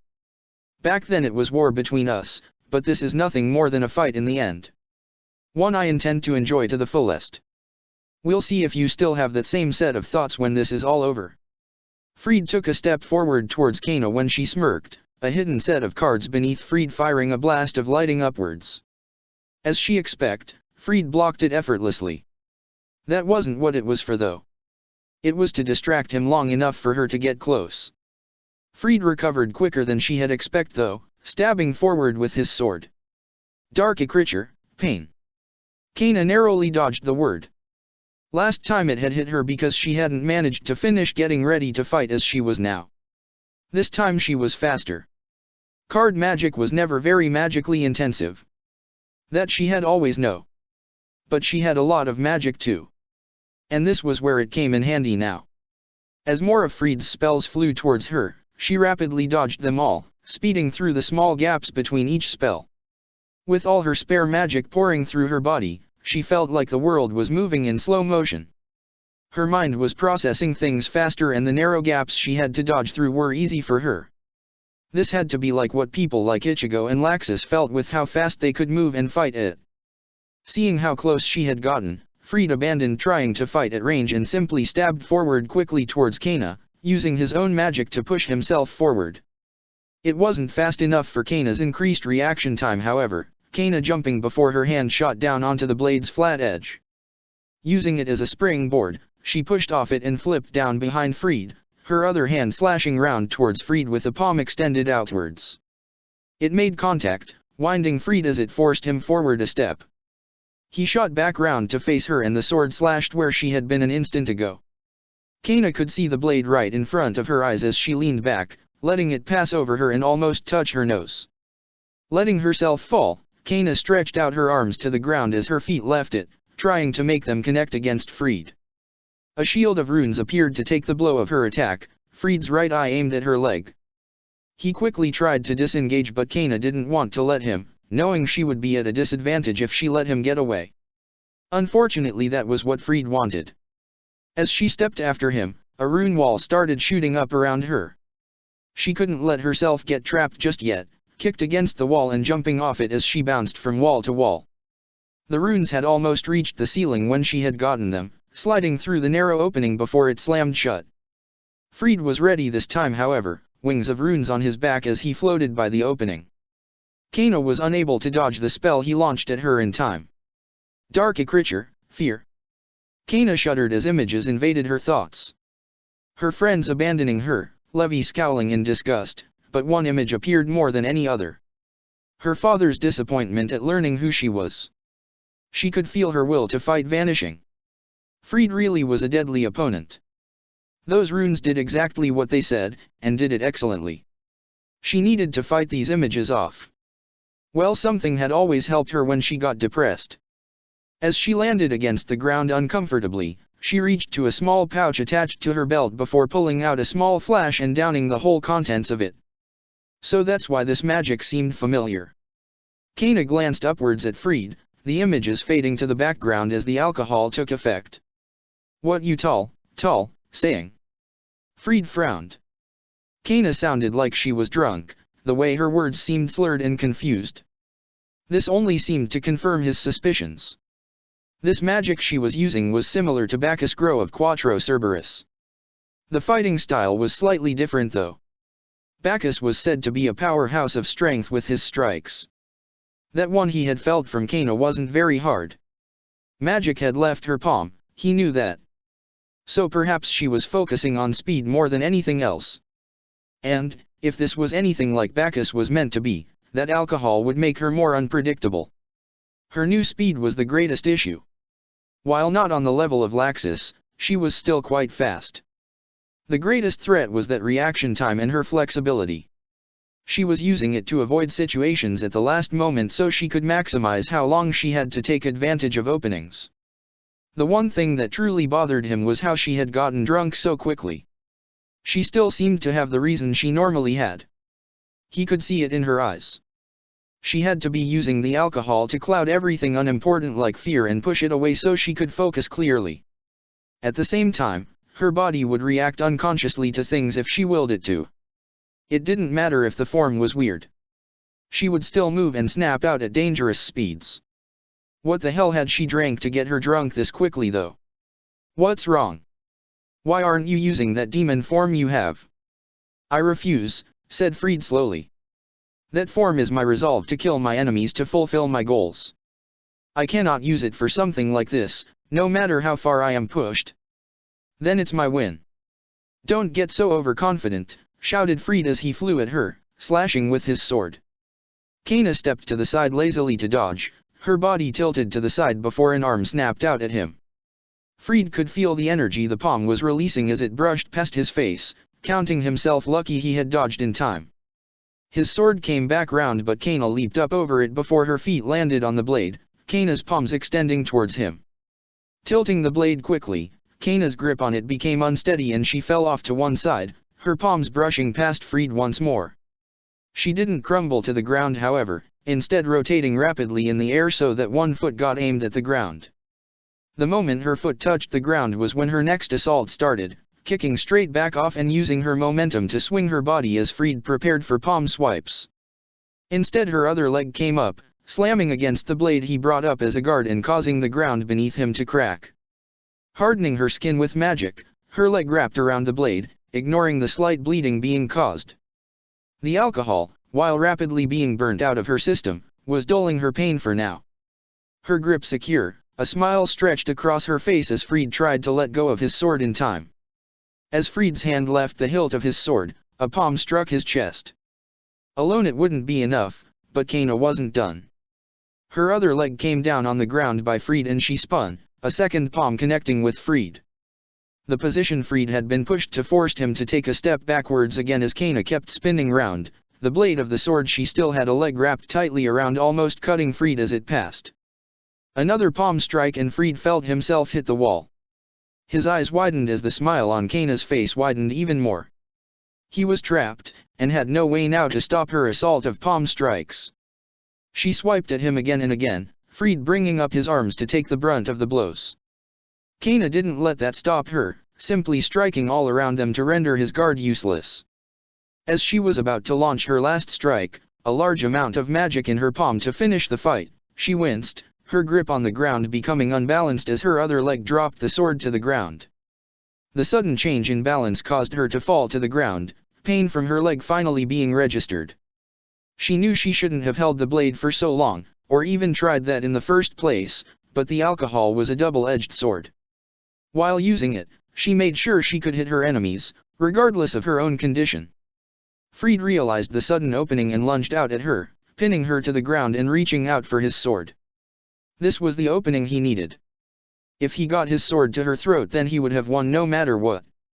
As he struggled to grab it from his position, Kana struggled herself as she reached for the pouches on her belt. Fried was being cautious to not let her reach out and hit him but didn't need to. If she could just reach for the card she was after, she could win. Together, both grabbed the tools for their victory. Fried brought his sword around but Kana was that tiny bit faster, the card she had drawn detonating with enough force to push him upwards away from her. She quickly struck out, putting as much energy as she could into the strike before pausing inches away from Fried's chest. Fried froze himself before slowly lowering his sword. The strike of Kana's was aimed right at his heart, and there was enough magic in it to damage it if the attack continued forward. I surrender. Kana slowly dropped her hand before a small sound escaped her throat. It slowly grew as she broke out into happy laughter, as if she couldn't believe she had done it. I really did it. Yes, said Fried, reaching out to her with an outstretched hand. It's your victory. Thanks, said Kana awkwardly. But if you had used dash, then you would have likely broken out something to counter it, right? Kana slowly nodded, the smile returning. So you admit I'm the better apprentice now? What? I said no such thing. Ah now, said Kana teasingly. Don't be so shy. We both know it's true. No way. Big slow, back me up here. Big slow. Kana's eyes widened before she spun round desperately, looking for the mage she had overlooked. Her fears were misplaced as she saw him and Lucy watched from the side and clapping. Great fight, Kana, called Lucy. Yeah, added Big Slow. I feel left out. He slowly turned to Lucy and held out a closed fist. Ready. Lucy did the same and nodded. 1, 2, 3. The two brought their fists down as Lucy revealed an outstretched palm while Big Slow kept his as a fist. Yes. Paper beats rock. Really? said Kana in shock. What the hell are you two doing? It was a request of mine, said Fried as he joined her. I wanted to settle this one-on-one, and for the outcome of our battle to be decided by that instead of our partners too. I'm sorry if I was out of line. No, it's okay. Kana smirked. It's better that way. Now all I need to do is defeat Toshiro and I will be the greatest of the three. What about me? Asked Big Slow. Don't I count? There is Wendy too, supplied Fried. And Toshiro did easily beat Big Slow here. Well, I wouldn't say easily. Okay, he beat Big Slow with a decent amount of power. That's better. Though he is only 12. I hate you. Fried ignored Big Slow's outraged expression, focusing back on Kana. For now, go on ahead. You earned it.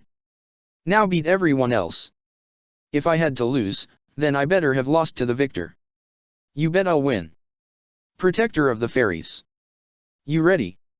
Asked Levi, sparing a glance towards Wendy while keeping the rest of her focus on Gajeel and Panther Lily. Wendy slowly nodded. I think so. Will I have to fight Panther Lily alone while you fight Gajeel? Not at all. Levi was quick to reassure the girl, knowing that she wasn't very comfortable with fighting alone just yet. Don't worry, we're a team, you and I. We'll do this together. I'll be right there to help you whenever you get in trouble. You done already? Shouted Gajeel, cracking his knuckles. I'm tired of waiting. Levi looked towards Wendy for clarification, the small girl giving a nod. I can do it. Good girl. Levi turned back towards Gajeel. Already then. Waving her hands, she called out to Gajeel and Panther Lily again as her spells burst to life. Sorry for the wait. Her standard combat spells activated, all attaching to her armor pieces. She'd liked to have given some to Wendy, but there wasn't much she could do there. The spells wouldn't stick without specially made gear like her own.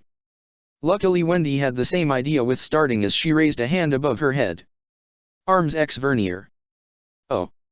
Shouted Gajeel as he rushed towards the two girls, his arm shifting into a blade. You used that in Edalis. But amplifying strength and speed is meaningless if you can't reach or surpass your opponents. Before Gajeel could reach Wendy, Levi blocked his path, her staff blocking the blade and refusing to budge. Gajeel frowned before he smirked. I see. She applied it to you too. And those little words of yours actually work a lot better than they did in our last fight. Of course they would. And overlapping support spells like these always produce impressive results. I know. Gajeel stabbed a foot into the ground before spears of iron broke out all around him moments later, Levi jumping back just in time to avoid being hit. I guess I can't afford to let you two cast any more then. Making a signal with his hand, Gajeel sent one of the predetermined messages he had made to Panther Lily. Seeing the sign, Panther Lily quickly activated Era before speeding towards Wendy and trying to grab her. Panicking, Wendy held up her staff quickly and swung down, a small burst of wind appearing. No time to dodge, Panther Lily flew into the wind and was flung to one side past Wendy. Turning around, he frowned as he saw Levi flick her wrist towards him. The sound of a crack appeared above him, drawing his attention just in time to see a large word falling towards him. He dived to the side just as the rock word smashed down where he had been. Keep moving. Gajeel suddenly shouted towards him, the Dragon Slayer rushing towards Levi the moment he noticed the girl had still been moving her fingers. He remembered their last fight, and there was one thing he knew that he needed to remember more than anything else when fighting this girl. She could make solid script spells with just the slightest bit of movement. To him it only made sense to follow one rule here. Never let her be able to move anything, because if she could move it she could likely still create solid script spells. Panther Lily tried to rush around, but he had already lost the chance as a faint ring of barrier-related words appeared around him. More would have appeared if it wasn't for Gajeel swiping down at Levi, causing the girl to lose focus and for the spell to weaken. That was all Panther Lily needed to smash a fist against the barrier and for it to quickly crumble. He really needed another sword. The problem was none of the ones he had found so far worked outside his combat form. What was the point of it if he couldn't carry it when he was tiny? For now that left him with only his fists, but he knew he could do a lot more with a weapon like his old one. Wendy quickly approached him as he escaped the weak barrier, her face nervous. He knew not to expect that she wouldn't be dangerous however. While she hadn't been much of a fighter in Edelas, that breath attack of hers was dangerous. Holding the staff with both hands, Wendy raised it above her head and swiped down. Sky Dragon's Claw. The air seemed to slice as winds flew from the staff towards Panther Lily, the Exceed sidestepping the dangerous attack as it flew past him. His previous thoughts had been correct. She was dangerous. That attack just then provided it. He made a step forward when his foot sunk down into a hole, causing his balance to be lost. His eyes quickly flickered over towards Levi, seeing her foot having been moved towards him, despite the fact she had been retreating the opposite way. Gajiel's warnings of the girl made more and more sense. He started pulling his leg out of the hole when he heard Wendy's voice. Sky Dragon's Roar. And with that cry of hers, he all but threw his leg out of the hole, barely rolling to the side as the attack ripped through where he had been. Levi smiled a bit from seeing Wendy's abilities before quickly refocusing back on Gajiel.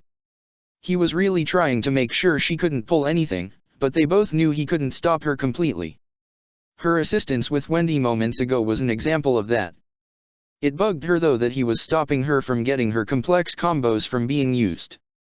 She could only block weak attacks with the staff with one hand, else Gajiel would overpower her. This meant two hands on the staff, each having a firm grip. And without being able to make the motions for her spells, she couldn't get them all out.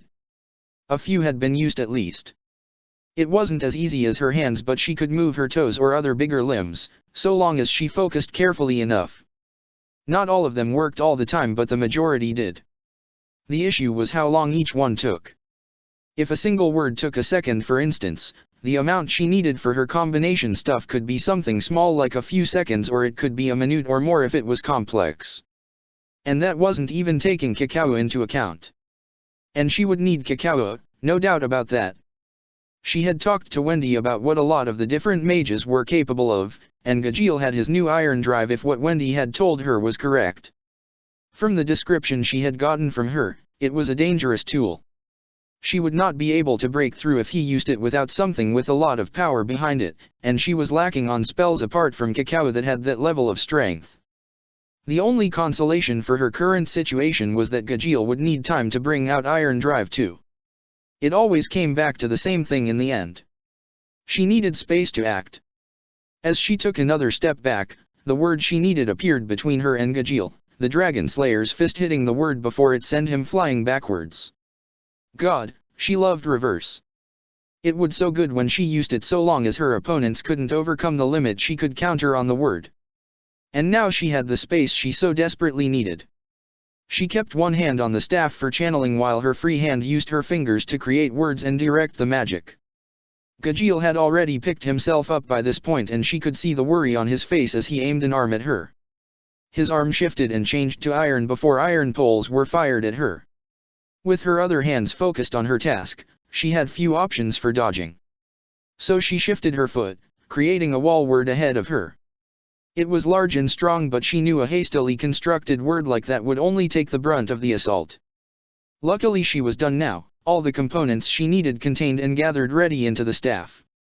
With her free hand now able to focus on new spells, she ran through additional supports for the wall word, adding words like support and beams behind it to keep the spell up for the duration of Gajiel's attack. And as it ended, she struck out by aiming her staff at Gajiel. Solid script, Burning 10 ran. All the way between the two was what seemed to be rings of containment words, the central ring holding accelerating words. Gajiel tried to move, but the spell was already activating, the single different ring of words in front of the staff setting ablaze and blasting straight through the rings towards Gajiel. The spell was one of her favorite combos. A replication of sorts of the fake unison raid she and Ichigo had once used. The problem came from the wind.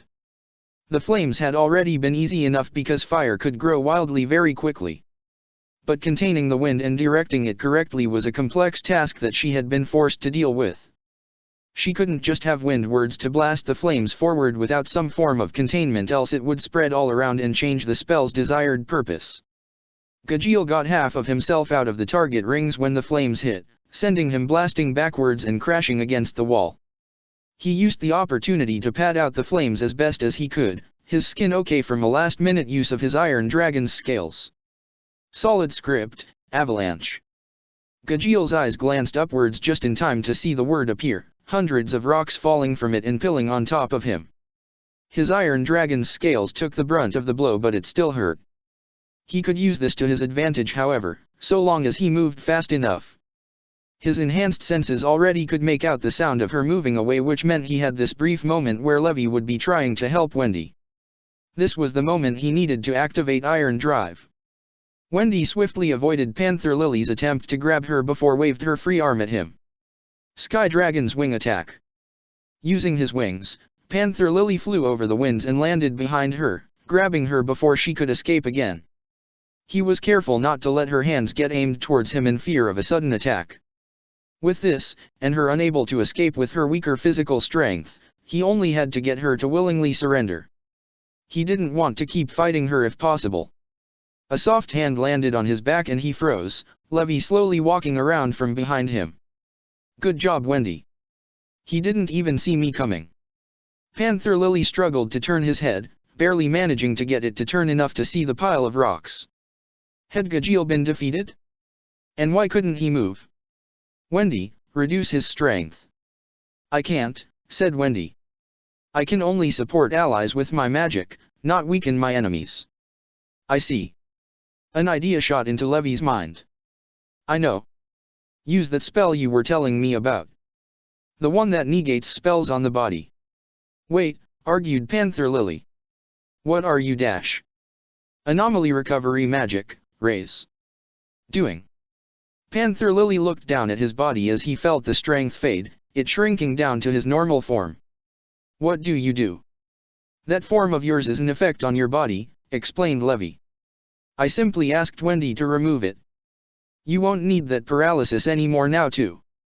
A flick of her wrist caused Panther Lily to be able to move again, the word Levy had placed against his back disappearing. Panther Lily sighed, releasing his weak grip on the back of Wendy. He couldn't even grab her properly now, and, now they had a weakness sorted for him, he had no chance to fight them. Don't look so down, came Gajiel's voice, the trio turning just in time to see Gajiel bursting out of the rubble. His entire skin had changed to iron with protrusions sticking out of his back and shoulders. He smirked as he turned his armored head towards them, his tail shifting slowly around him. So this is Iron Drive. Levy clutched her staff more tightly. It's as deadly as Wendy described it to me.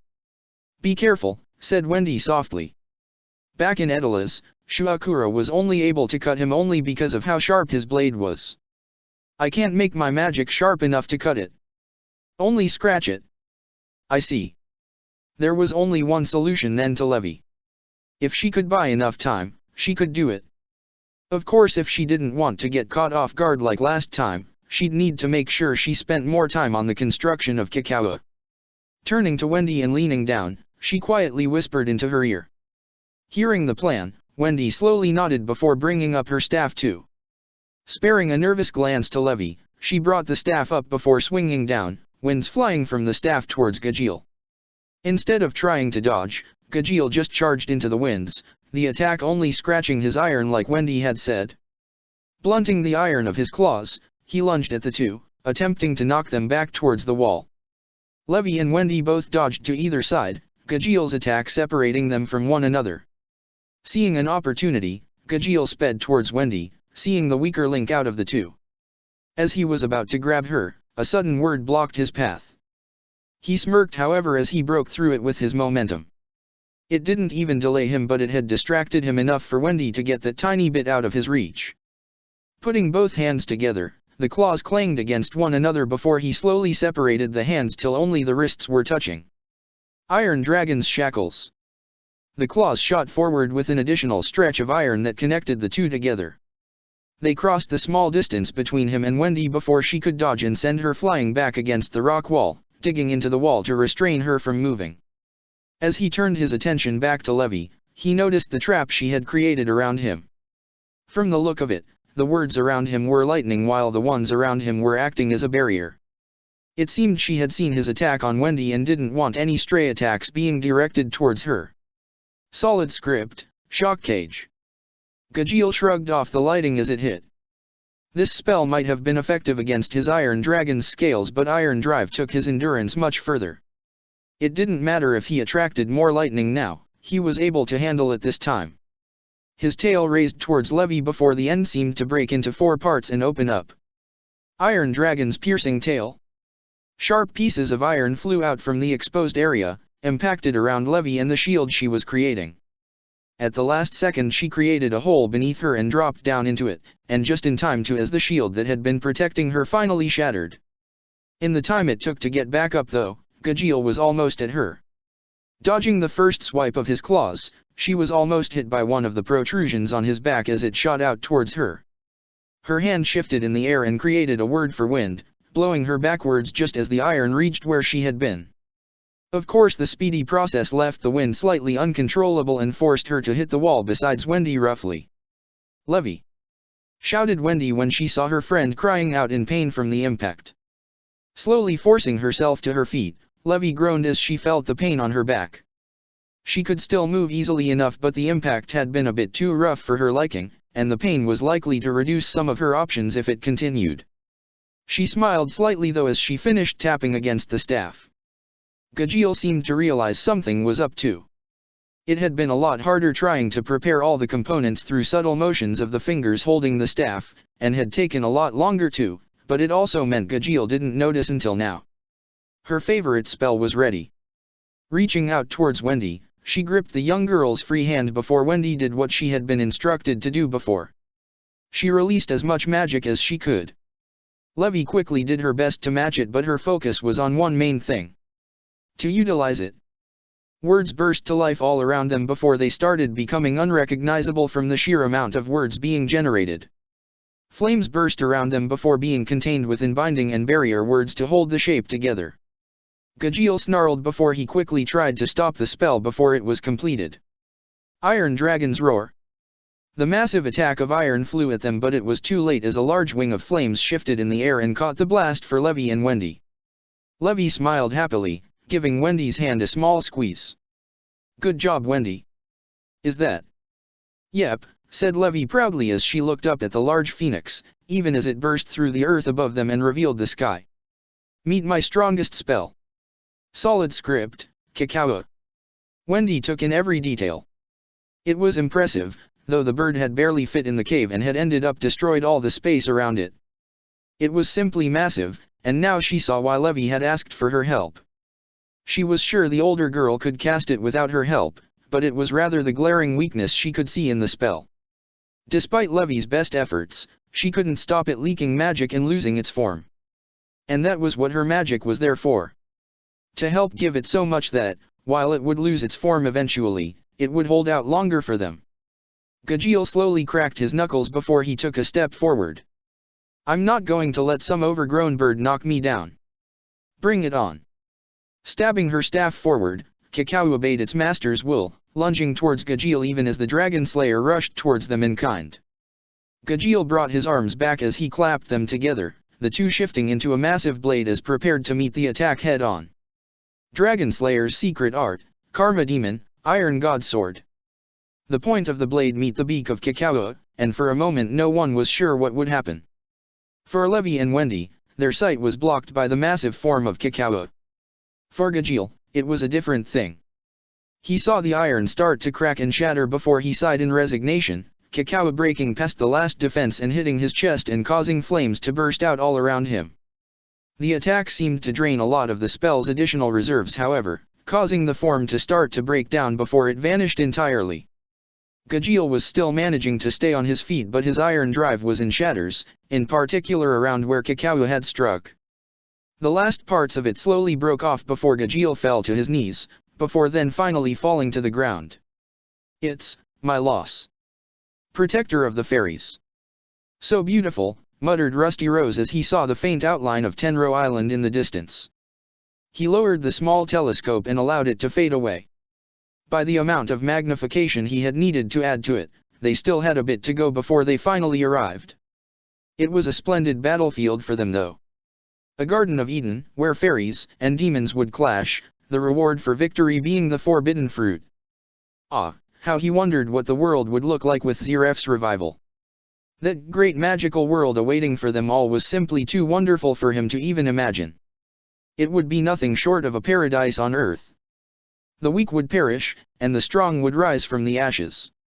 A united world Hades preached where true wonders would appear. And that led to his current predicament. The order to leave the fairies alone at their camp. He could not disobey. That would be akin to suicide. And there lay the problem. If she entered the camp, he would not be able to reach her.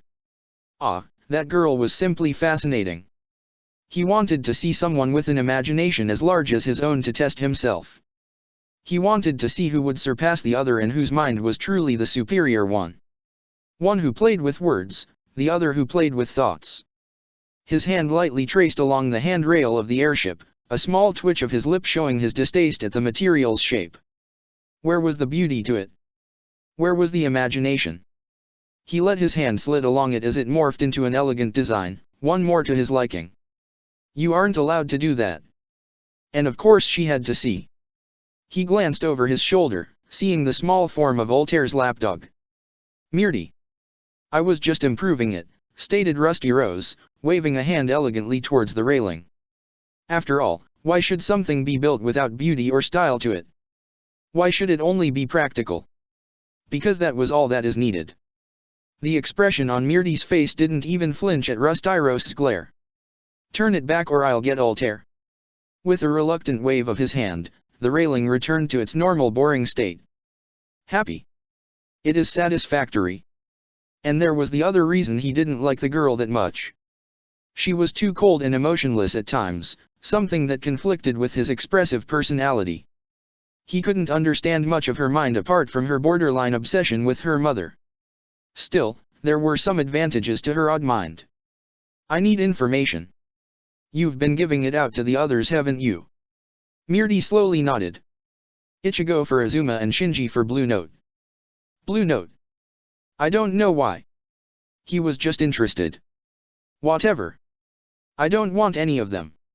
I want stuff on someone else. The word priestess. Myrti blinked a few times curiously. Levi McGarden. That's her. Myrti seemed confused but continued on anyway. Member of Fairy Tail, belonging to Team Shadow Gear, along with the inactive Team Fairy. Main identifying features include blue hair dash. I know what she looks like, interrupted Rusty Rose impatiently. What else do you know? If the interruption bothered Myrti, then she didn't show it. A known user of letter magic, in particular the branch known as solid script. She's known to be able to manipulate words to whatever her imagination can link it to. She is also known for the speed she is capable of creating these words at, along with the lack of movement required, which end up allowing complicated spell creations from the words. I see. Anything else? Myrti shook her head. No, I'm afraid not. All right then, that's good enough. Run along. This was another thing he didn't mind about the girl. When you asked her to leave, she did so, unless something was on her mind or direct orders forbid her from leaving. He didn't even bother watching her leave, instead leaning back against the railing. Levi McGarden. The information Myrti had given him wasn't anything very new to him. If anything, it was basic stuff anyone could tell him, with sprinkles of rare stuff hidden within. He was sure he was one of the few who truly knew how far that girl's spell creation of words went, and even that had been an accident.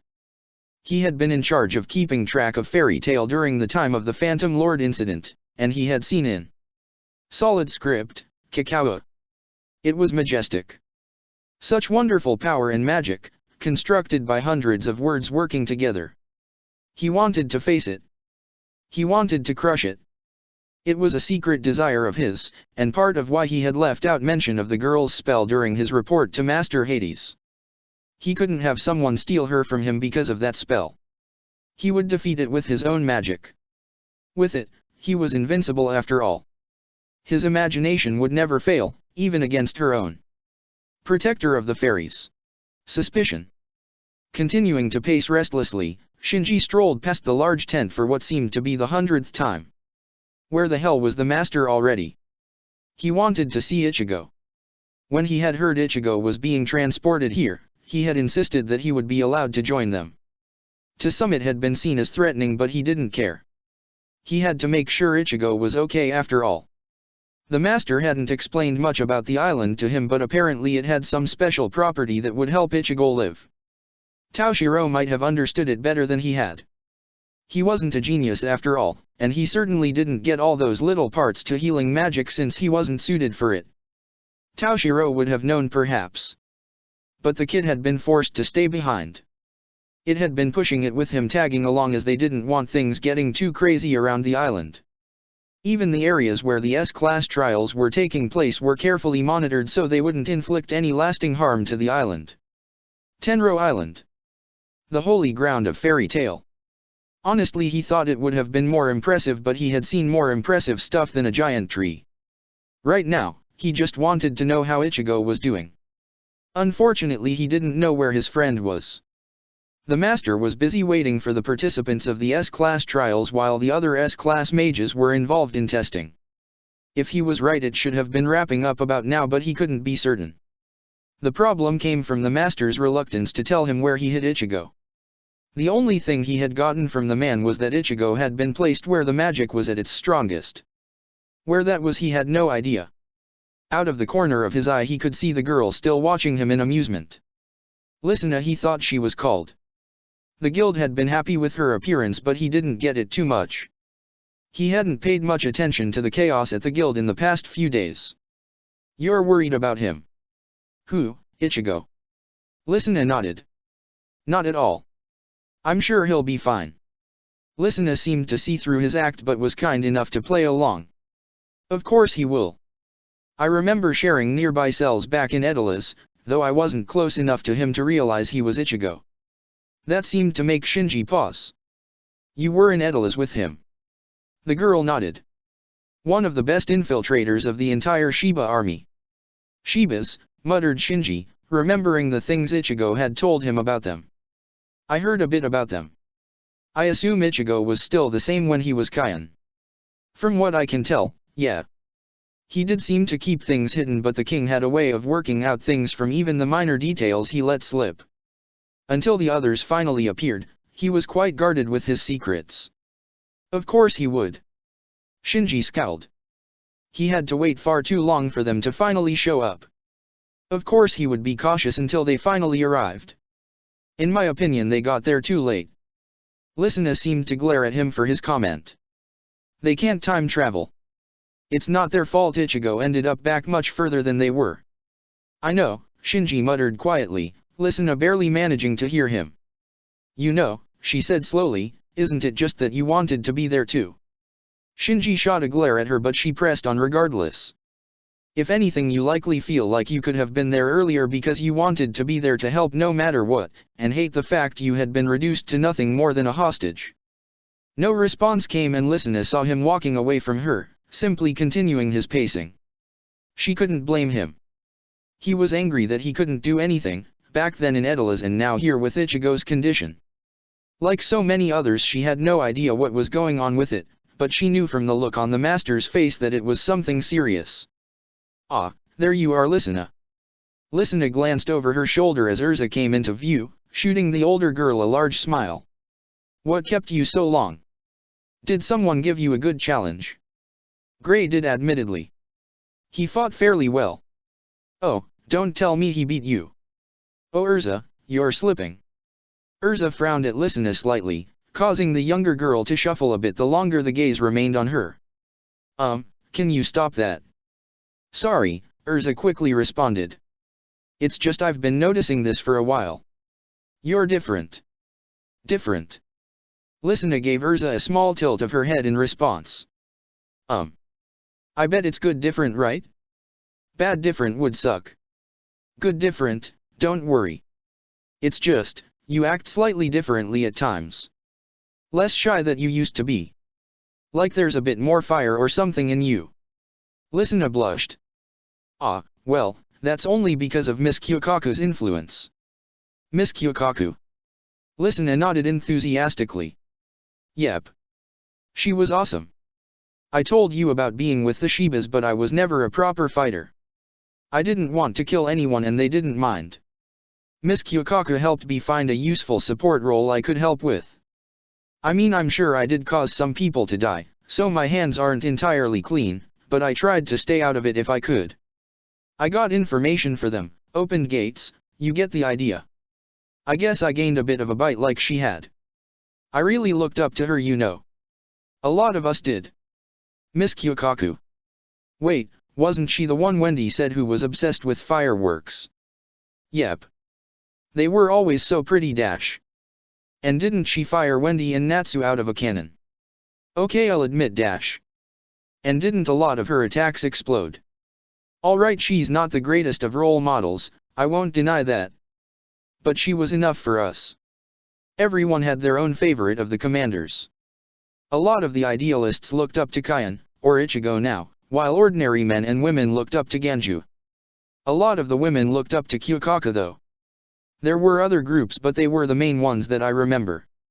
I did miss 6 months of action near the end of it all. I see. Well, you turned out fine, even with her influence, so I'll assume she was doing something right for you whenever you met.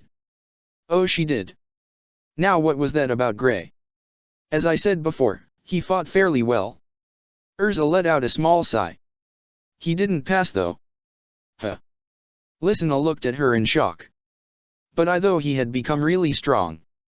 That was what everyone else said. They even said he beat this guy called Midnight. Not sure who he is, but they went on about how impressive it was. I know, Urza said, the confusion evident in her voice. To be honest, I thought he would have been stronger than he was. He won't fight you seriously, Shinji called over from where he was. And you would know because I've spared with him. He's not going to ever fight you at full strength. You aren't an enemy, and as such he won't even risk fighting you properly. It's too dangerous. I can handle it. Even if he is stronger than me, it won't be such a massive difference that I cannot cope with. Hey, it's your funeral. Shinji simply shrugged. I don't care if he ends up killing you or anything. Glancing around, Shinji tried to see if Gray was appearing. Where at the ice brat anyway? Figured he'd be here if he didn't pass. He said he had things to do. He wanted to clear his head. I was inclined to let him. Mest went with him, I believe. I honestly expected more from Mest though as well. He didn't do very well. Shinji seemed to smirk. He's quite a rude person in my opinion. I wonder when he'll realize his mistake. Urza frowned at him. His mistake? Oh yes. Doesn't something feel off about him? Something unpleasant. Urza made to shake her head when Listener suddenly spoke up. I noticed. Is there something off with Mest? Asked Urza. He's acting normal from what I can see, nerves aside. I'd be inclined to agree, said Shinji, though his words seemed to almost be teasing her. Why, he's just as ridiculous as normal. You see, that's the problem I have with him. Listener seemed to work out what he was saying.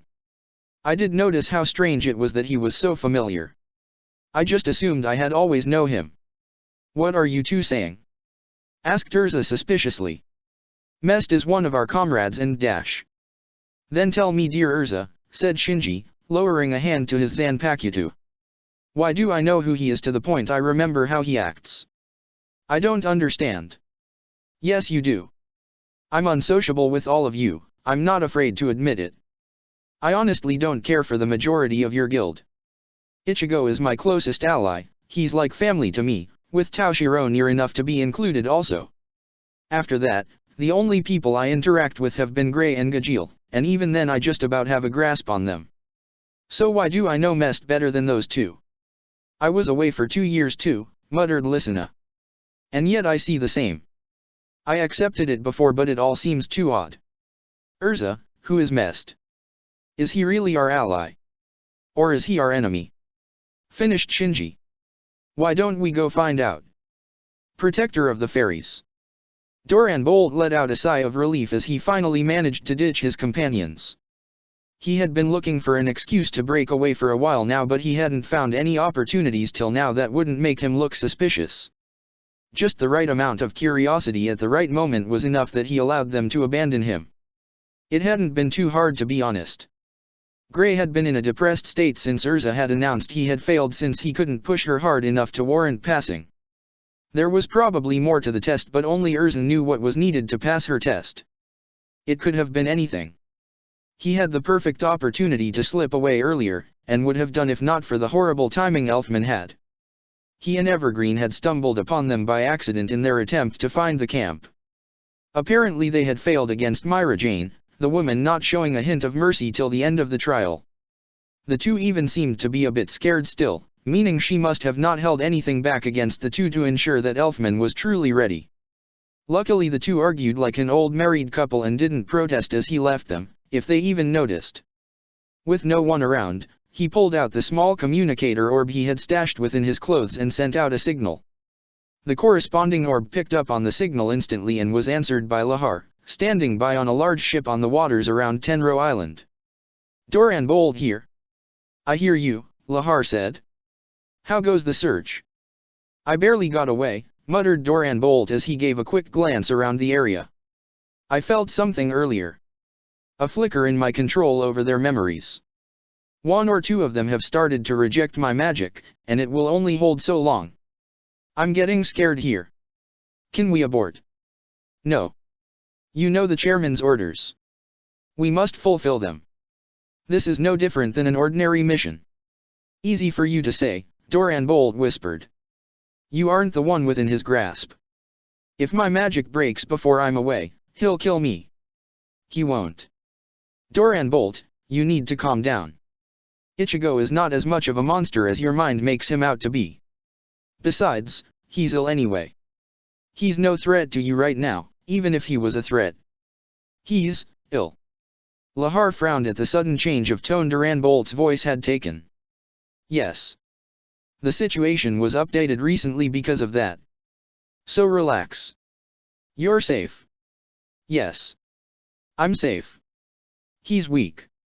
"Doran Bolt." "Ah, sorry," said Doran Bolt, a burst of conviction suddenly appearing in his voice. "Don't worry, I'll complete my mission. I'll find any secrets Fairy Tail has tried to hide from us." "Good. I wish you the best of luck." Lahar out.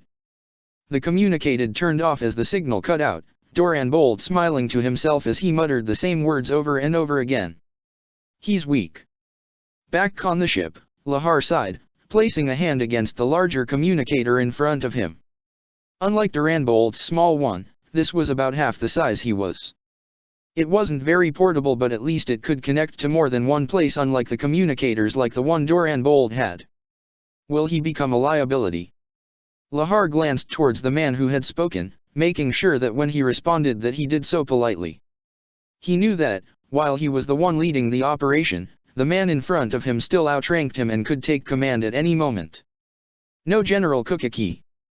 Doran Bolt is a professional. He will complete his assignment without fail. "I hope so," said Byakuya softly, glancing at the island in the distance. "Watch him though. He's a loose cannon.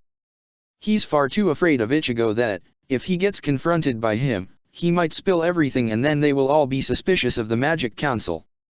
That will make it harder for us to act around them." "Why do you care about that? Aren't you friends with some of them?" Lahar thought he had gone too far for a moment, so he was relieved when he wasn't snapped at when Byakuya finally spoke. "The law must be upheld. If Fairy Tail is a threat to the peace of the world, and have broken the rules set in place to keep people safe, then I will willingly strike them down without remorse. Such is the path I choose to walk, and they know that too. You're a strict soldier, you know that. In order to protect the peace, one must be protector of the fairies." He was sinking. In what he couldn't work out, but he knew he was sinking. All around him looked to be perhaps water as far as the eye could see, as if the world have been swallowed up by a sea. Broken towers seemed to litter the ground above, and yet he continued to sink, oblivious to everything else. Eventually he seemed to hit the ground softly. He softly breathed in, the fact that he shouldn't be able to not seeming to bother him. His eyes glanced to the side, seeing the broken form of an almost identical copy of himself, the only different being the pale white skin and strange eyes the copy had. "Wake up, King," the person seemed to mutter.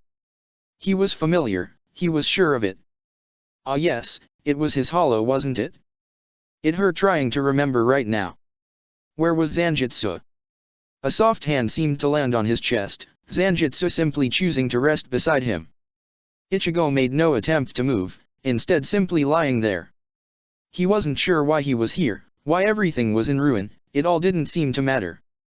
Even the expression of Zanjitsu's face didn't seem to faze him, despite the strange look of resignation Zanjitsu was showing. But then a small trace of light seemed to flicker in from above. Zanjitsu joined him as he stood, looking just as confused as he was. He didn't know why, but he felt like he had to follow the light. Like it would take him somewhere important. Kicking from the ground, he shot upwards, the destruction of the world around him seeming to freeze in place the higher he got before he finally touched the light. Back in reality for Ichigo, his eyes snapped open in shock, all memory of the previous events gone from his mind as if it had simply been a strange dream. He sighed a bit, letting himself relax before he felt something off. This wasn't his house. And he certainly didn't remember sleeping with this much weight on him. Glancing down slightly, he saw the smiling face of a blonde-haired girl who seemed to have taken to lying on him. Hi. Hi. The girl seemed to pout.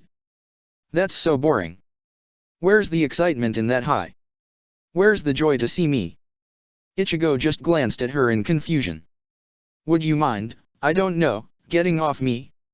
When the girl made no effort to move, he chose instead to simply grab her by the back of her dress and lift her off him as he got up, dumping her back onto the ground as he got to his feet. The action didn't even seem to faze the girl, who had instead chosen to keep staring at him, her eyes not looking away from his own even once. The girl was a strange one. For starters, she looked to be about Wendy's height, or maybe a bit taller. Her style of dress seemed off, being more like a frilly pink robe than a dress. She didn't seem to want to cut her hair if the length was any indication, as it stretched all the way down to her knees in some kind of wavy style, with one single lock of it pointing upwards. A red bow seemed to be wrapped around her neck while wing-like adornments rested around her ears. She also seemed to not want to wear shoes if her bare feet were any indication. Something seemed familiar about the girl though. She seemed to be incredibly excited to see him just by the fact she hadn't taken her eyes off her or even dropped her smile by a fraction. Did he know her? He swore he would have remembered her if he did. I'm sorry, Ichigo said to her. But who are you? Those words were enough to make her smile lose some of its excitement for a second before it returned in full force. Wow, you really don't remember me, do you? Well, I can't blame you. You only saw me once after all, and I had been watching a bit longer before and after then. She pressed her hands together nervously before speaking again, a bit more hesitant than before. Surely you remember me? Back when you last came here. I don't. Ichigo glanced at her again, her hair in particular. The color seemed to trigger something in his memory. Something he thought he had imagined all those years ago. It's you. That thing I thought I saw back then. It must have been years ago, at Laxus's own S-class trial. You were there.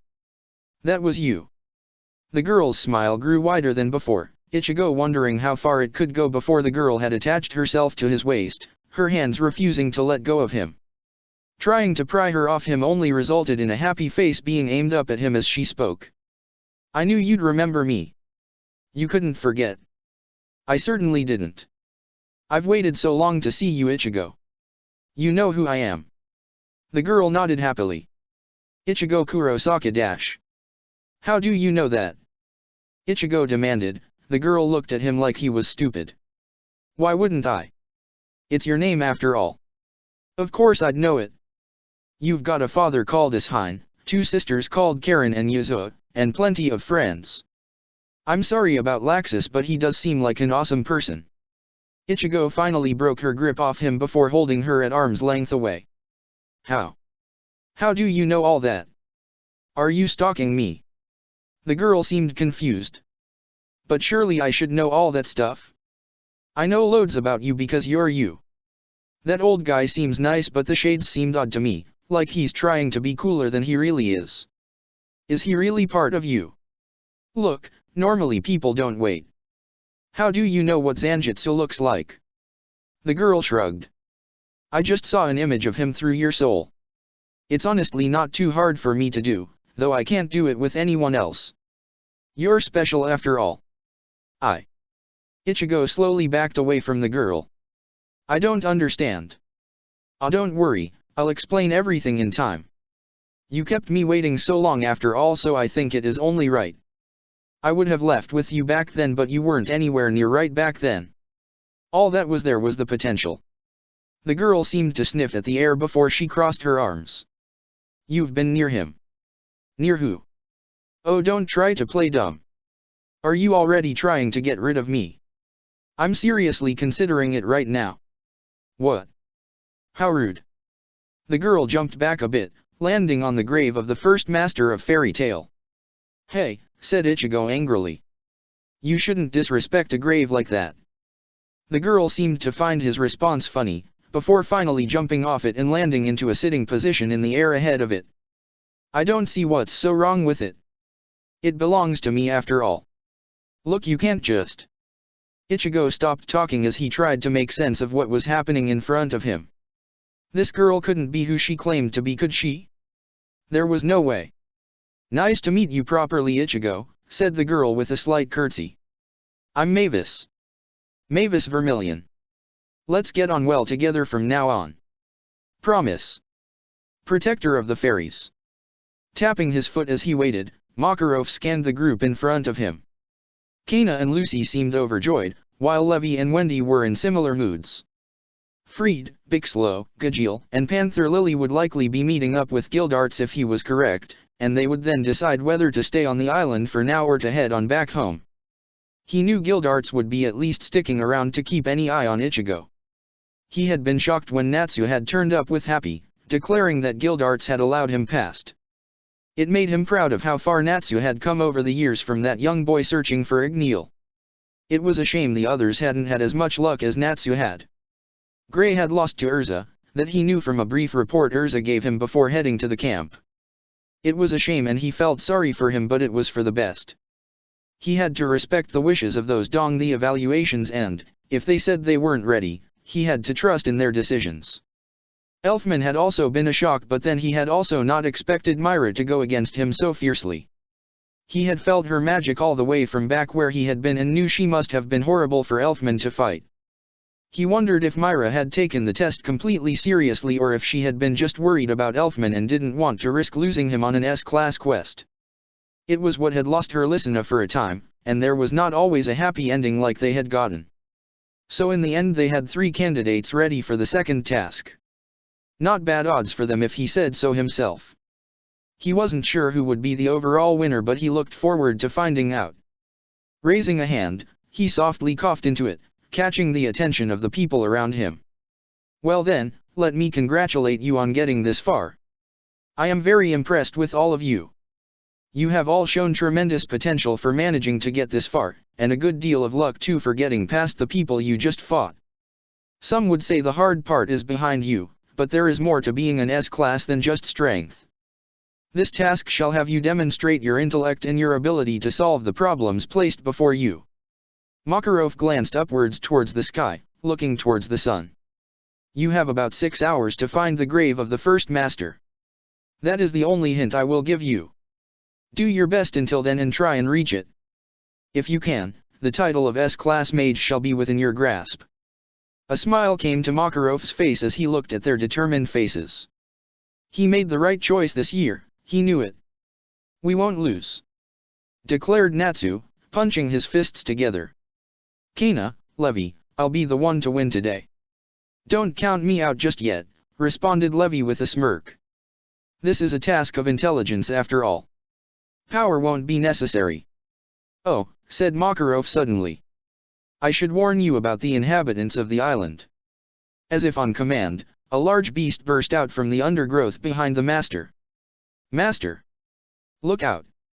Makarov ignored their worries as he continued talking. There are plenty of dangerous beasts on this island, so be careful. The beast behind him lunged towards him and, at the last second, Makarov's arm snapped round, sending the beast flying to the side in a show of force. He immediately returned to his resting position as if nothing was wrong before he clapped his hands together. Your time starts now. Make the most of it. The others needed no warning, Natsu quickly signaling Happy to take them upwards. Kana and Levi were stuck with the ground roots as they split off, instantly beginning their search.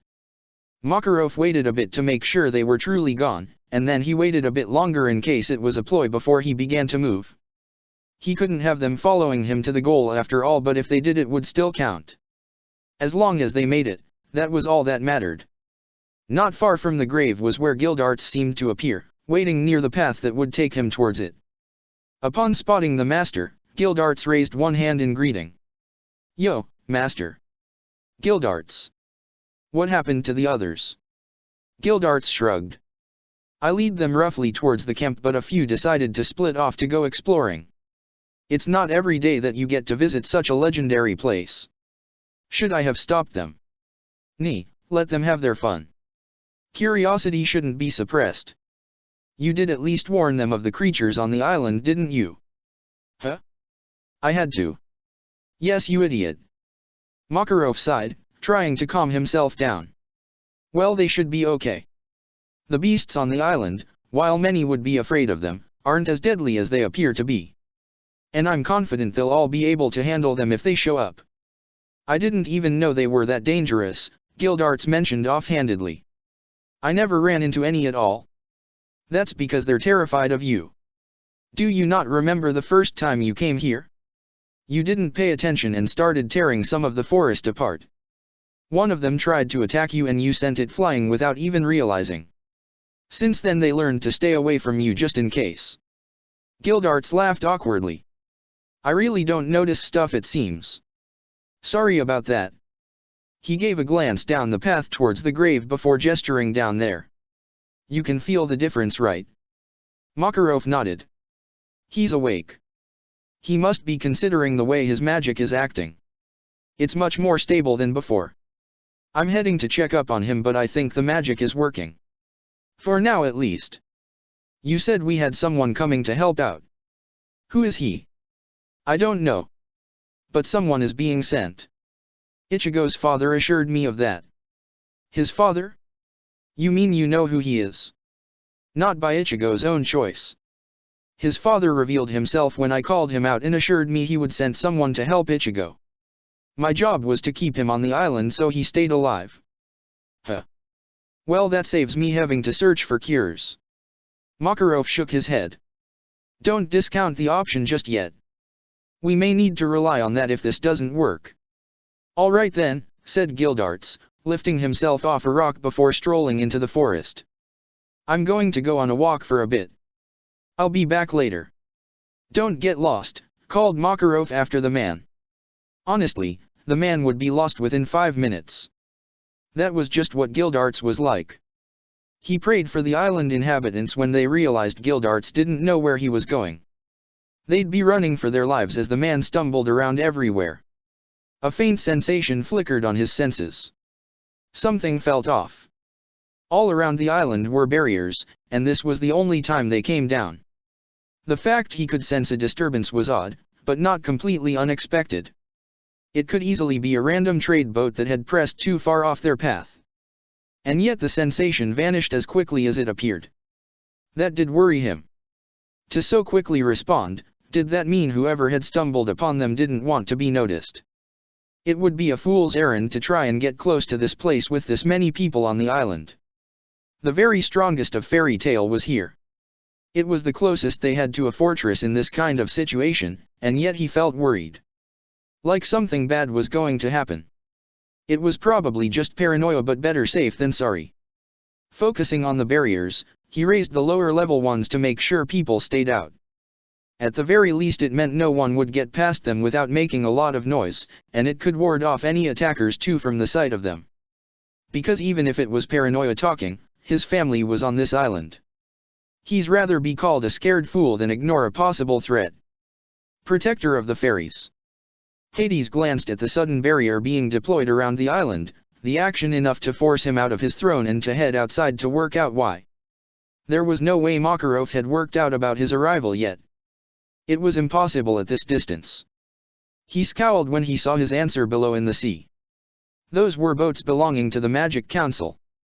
They were smart to keep a distance, but it looked like one boat had drifted a bit too far. It was almost touching the barrier itself. Whoever was in control of it had to be an idiot. They had got Makarov suspicious, which meant there was no way Makarov wouldn't notice them before they got through the barrier. This was something you needed raw force to break through, and you couldn't be subtle about it. A complication. None of your concern, Ulquira. Just a minor inconvenience. Ulquira glanced over the side of the airship, seeing the smaller boats in the water below. The Magic Council too. Like I said. A minor inconvenience. They will be dealt with swiftly. One of them is not like the rest of the trash down there. Ulquira breathed in sharply. A Shinigami. It does not matter. I am not afraid of simple tales they have about them. Ulquira gave them a small glance. They could interfere with the objectives. Send one of your men to stop them. If he fails, I will stop the rest of them. Hades frowned. I thought you wanted to remain hidden. My master does, but I am more than capable of acting independently. To them, I will be nothing more than a deadly evolved hollow. The Magic Council is not unfamiliar with appearances of our kind. They will be wary of me but nothing more. Then do it. Keep them away from us and let us acquire Zeref. They will not be able to chase after us once we have him. Grab Kane. He's a decent enough distraction for them to play around with. And then you finish them off when he is eventually captured. And your man. Do whatever you like. No emotion seemed to cross Ulquira's face, but Hades could tell the man was acknowledging him. It seems I was wrong about you. I will take appropriate measures then. Ulquira vanished as quickly as he appeared, likely seeking out the large fat man somewhere in the ship. Hades sighed sadly. He was essentially handing Kane over on a silver platter, but he would have no choice. He knew how this barrier worked. There was a limited time between breaking it and it repairing itself, and he would need time to stop the Shinigami from following them. I am sorry, Hades muttered to himself. But this is for the sake of the future. The sake of the magical world. Forgive me for these sins, my child. Protector of the fairies. Intruders. I told you we should have gone back to the camp, said Elfman as he, Gray and Evergreen hid behind the remains of a large fallen tree. He risked a glance over before he pulled his head back, the large beast on the other side not spotting him. This is your fault. Evergreen crossed her arms angrily. You were the one who wanted to explore. What? I believe it was your idea in the first place. Well, you are the one who took the first step. You pushed me forward to take the first step. The two glared at one another before turning away angrily. It was official. They simply couldn't get along. It was fun at times being beside Evergreen, when she wasn't arguing with him of course, but he just wanted to leave now. Perhaps find Lysina and chat with her. He'd do the same with Myra Jane, but... well, he wanted some time alone from her for a bit. She had been scary. He always knew she was deadly. Her takeover magic was using the powers of demons after all. His mind had never forgotten that. And yet he had never truly faced her at full strength. She always held back against him when they fought, but he never truly noticed. And now he knew why. She was terrifying when fighting at full strength. She had held back so much power in previous fights, and he had been shown all of that today when she took him completely seriously. His magic hadn't been enough. The greatest weakness he had was that he was trapped on the ground, his height in the air only due to powerful jumping capabilities from certain beasts, but he couldn't fly like his sisters could. That made a lot of his attacks unable to reach her. Evergreen had been able to chase after her, but she had the opposite weakness.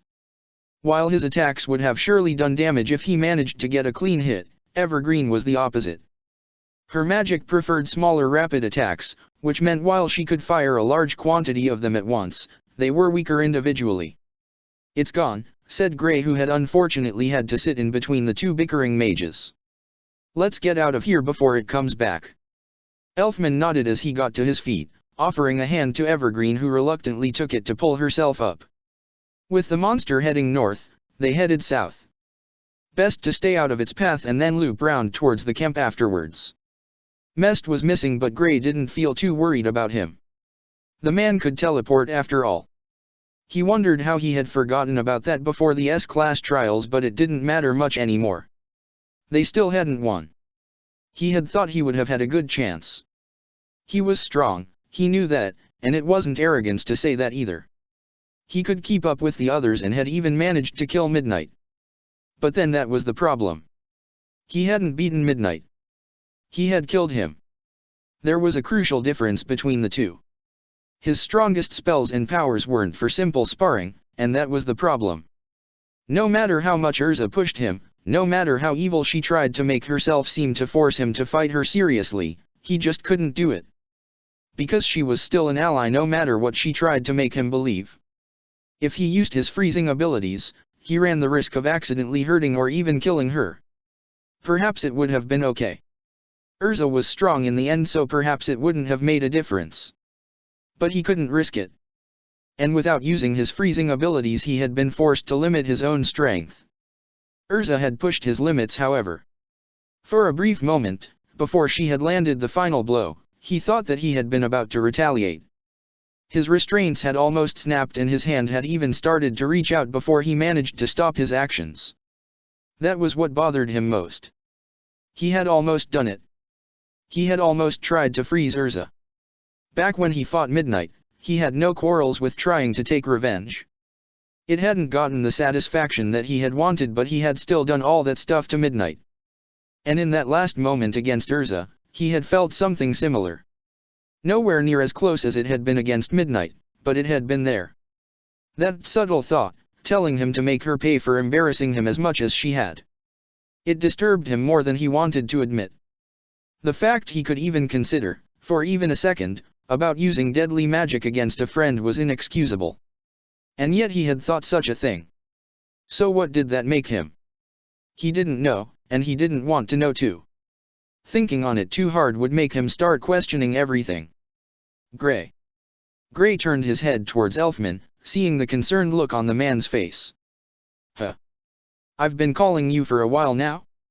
You okay? I'm fine. I'd beg to differ, stated Evergreen, glancing at him from the corner of her eyes. You barely seemed to respond. Did Urza's defeat shake you up so much? She's intimidating, trust me, I know that for certain, but she isn't too bad. Ah, that was right. Evergreen had fought Urza just like he had, and it had been a time where she had also been serious against her. Not as much as she had been against him most likely, but still serious all the same. Don't worry about it. I'll be fine in a few hours. That's what a real man is like, Elfman shouted before Evergreen's hand slapped over his mouth. Are you an idiot? Don't you remember what attracted the last monster to us? Elfman smiled sheepishly, looking like a child who had been caught stealing from a cookie jar. The two were funny to watch. He couldn't tell if they liked each other or hated each other. Maybe both. The rustling of leaves drew his attention upwards, just in time to see Shinji shoot across the sky. He could also see a strange bird in the sky, one who Elfman recognized quickly. That's Lysina. Lysina. Gray frowned. Shinji just sped past too. What's going on? He seemed to be in a hurry. Don't ask me, muttered Evergreen. Who knows what goes through the head of that Shinji guy.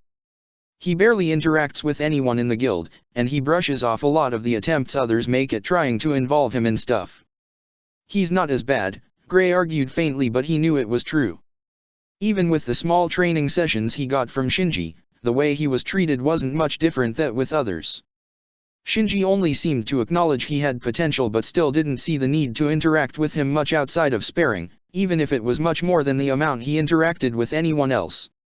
All he could manage to work out was that Shinji seemed to see their sparring as a way to relieve himself of boredom, and their chats outside of it were either related to future sessions or just about something that had popped up in the world at that current moment. The majority of those chats also had to be started by him as well. Do you think it's to do with the second stage of the trials? Asked Gray. There must be more than one stage considering some of the others did pass, and a simple battle royal straight after the previous battles doesn't make too much sense to me. I'd agree, said Evergreen. Laxus told me about his trials and that they were a single stage round. However, he did say he believed a second part would have been added if more than one person had finished the task. And he said the one he helped out where Ichigo participated was a two-stage round like this might be. A battle, and then a search or maze. But only if there is more than one participant making it through to the next round, added Elfman. Myra didn't end up doing the second stage as only she made it through. It can't be over though. We would have been called back by now if that was the case, and surely Shinji would have noticed us if we were being called back. He flew straight over us, remember. Whatever is going on, it must be important. Gray glanced towards the direction the camp was roughly in. Let's head back now. The monster must be far enough away so we should be able to avoid it without having to fight. As they were about to leave, the sound of a twig breaking echoed towards them. Their heads shot round just in time to see a black-haired individual stumble out of the bushes. He looked up at them in shock, his eyes widening as he took in their appearances. People? No. Why are you here? Why? Protector of the fairies. It was a strange sight Makarov walked into when he finally arrived where Ichigo was. The Shinigami hadn't noticed him yet, but that did allow him to observe the situation for a little bit longer and try to make something of it. There was no one else there apart from Ichigo. And yet Ichigo seemed deep in conversation with something. Well, it looked more like an argument than anything else, but he could only see one side of it. Was this a discussion with a Zanpakuto? No, it couldn't be. From the rough facts that he knew, and stuff Kisuk said when he was still young, a Shinigami talked with their Zanpakuto through their mind. There was no need for verbal communication. If anything, it made them feel foolish to do so since there was no need. And while communication could be done at any time, the normal procedure was to meditate since, and he could be wrong since the facts were always vague on the matter, it provided a calmer environment with fewer distractions. Maybe it was the anger in place. Perhaps it had made him not care about speaking out loud. Or maybe it was some form of hallucination. Ichigo was under the effect of an illness, and who knew what kind of effect the great Tenro tree was having on him. It woke him up, that was a pleasant surprise, but perhaps there were side effects as well. Perhaps there was a reason he had not woken up before, and now these delusions were brought to reality in Ichigo's eyes. Ichigo's eyes caught his own and he swore he could see a sigh of relief in them. Master, can you tell her to leave me alone already? Makarov frowned, his eyes following Ichigo's thumb towards the grave nearby. So whatever he was seeing was somewhere along that line if he went by the gesture. I think your illness has messed with your head a bit too much, admitted Makarov as he walked closer. There is no one here, Ichigo. Ichigo frowned, glancing towards Mavis. What are you talking about? She's right here.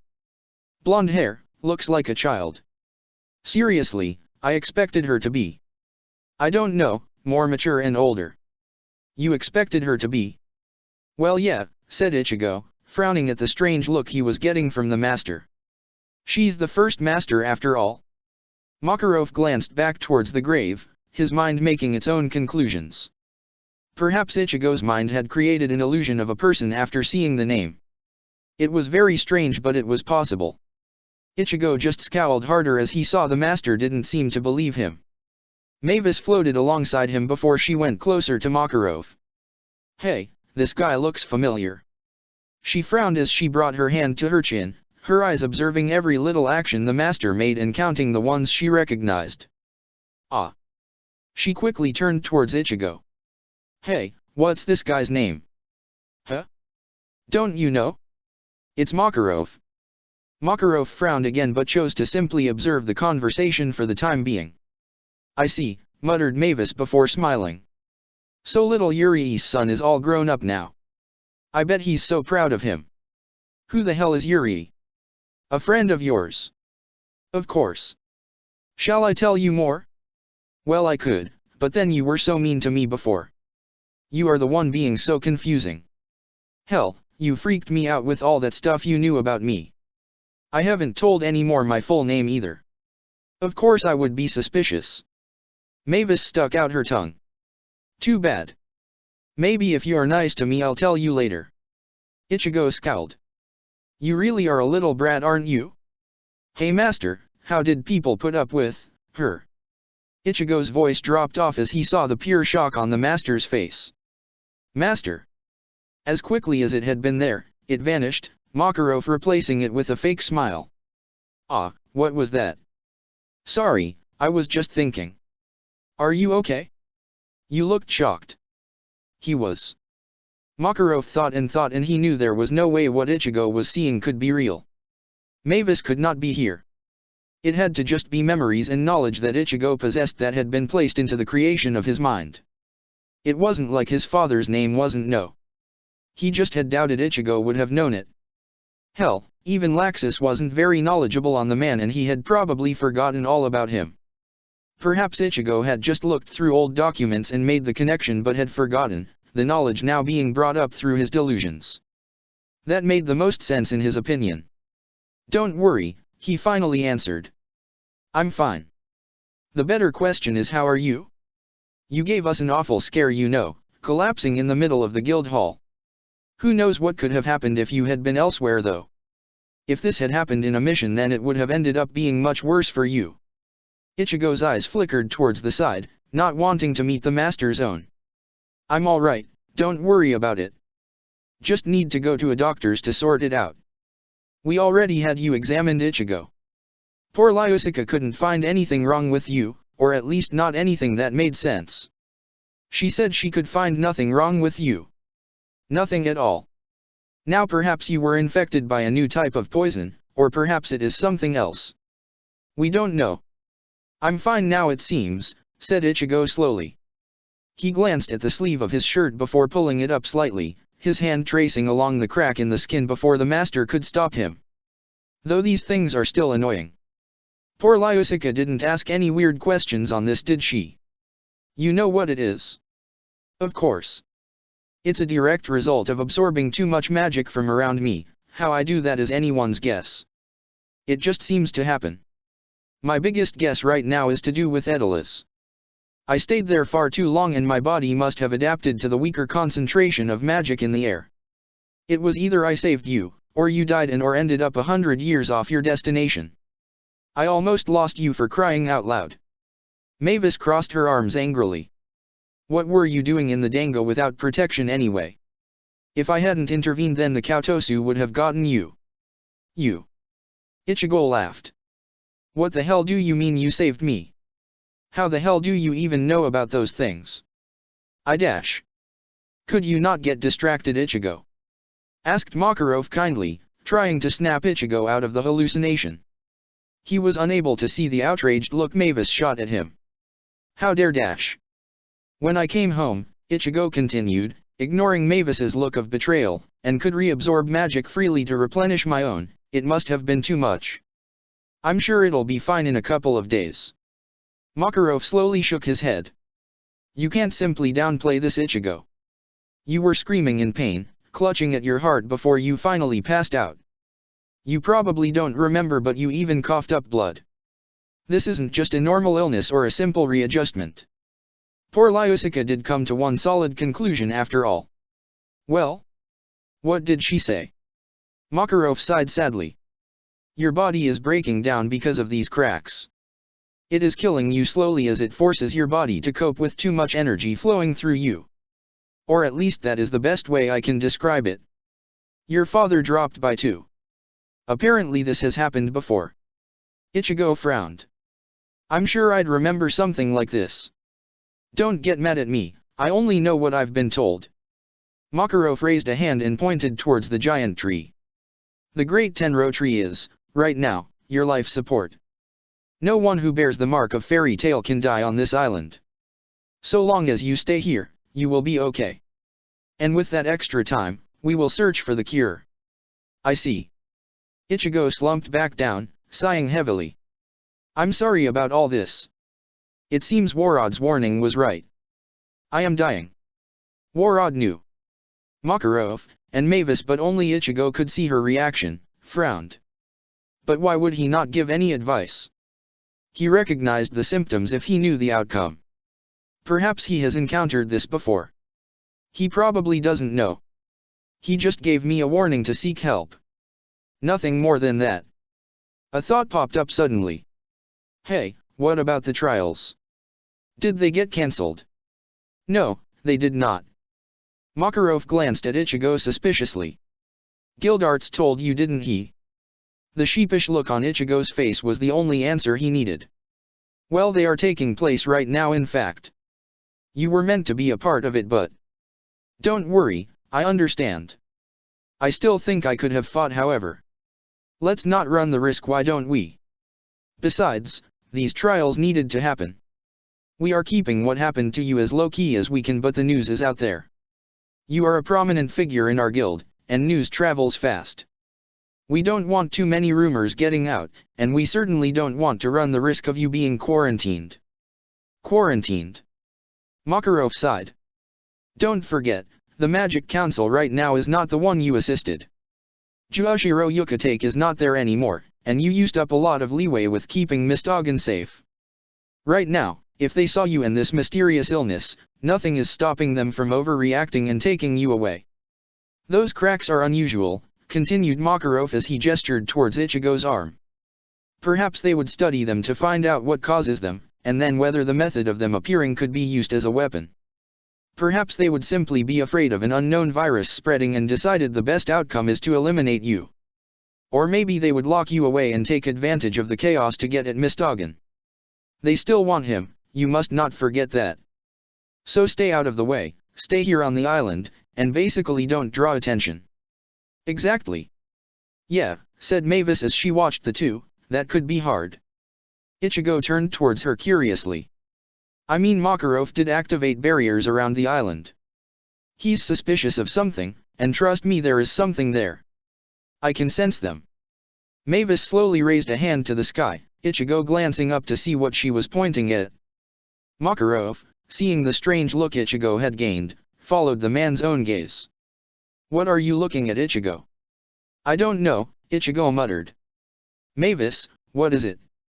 That, stated Mavis, just as a large blast of magic tore through the barriers. We've got company. Protector of the Fairies. Master Hades. Hades glanced at the two arrivals with a smirk. Everyone is ready for the assault. Excellent. I trust you are ready in case our power falls. Altair nodded. Of course. Very good. Mirti. The girl raised her arm and a pink seal appeared around her wrist. I am linked. Perfect. Hades leaned back on his throne, placing his hands together in amusement as he stared at the barrier ahead of them. Prepare the Jupiter cannon's firing sequence. Roger. Jupiter cannon coming online now. Hades's smirk grew as he watched the cannon slowly extending from the ship, taking up the space between the two large engines. Jupiter cannon is already at 25% charge in climbing. It should be ready in 10 more seconds. Hades inwardly frowned. While that time was nothing to laugh at, especially with the normal charging speed of other Jupiter cannons, it wasn't anything to be happy with either. If he remembered the strength of these barriers correctly, they could regenerate all damage within 5 seconds, so long as it didn't break. Breakage would lead to at least 30 seconds till it repairs, longer depending on how much was actually destroyed. If they couldn't breach the barrier with this shot, they would not be able to get through without him taking action personally. Charge complete, sir. Awaiting your command. Hades gave a brief nod towards Mirti. Fire. Acknowledged. Firing Jupiter cannon now. A large energy ball burst to life in front of the cannon as the magic was shaped into the blast. And then it tore forward as a beam, blasting into the barrier and tearing straight through. Hades laughed loudly as he saw the destruction. It seemed his worries had been unfounded. They were in. Take us in quickly, said Hades, already sensing Cain dropping down below. He also sensed Ulquiorra slipping away after him as he said he would. At least he didn't have to worry about the Hollow's eyes being on him anymore. We don't have a moment to wait. Zeref is calling to us. Protector of the Fairies. Byakuya tore his eyes away from the barrier as he felt the ship shake, his hand gripping the railing as he tried to avoid falling over. His head shot upwards towards the source of that massive magical power, seeing the sight of a large airship as the cover that had been in place for it was blown away by the large beam coming from it. That was a Jupiter cannon.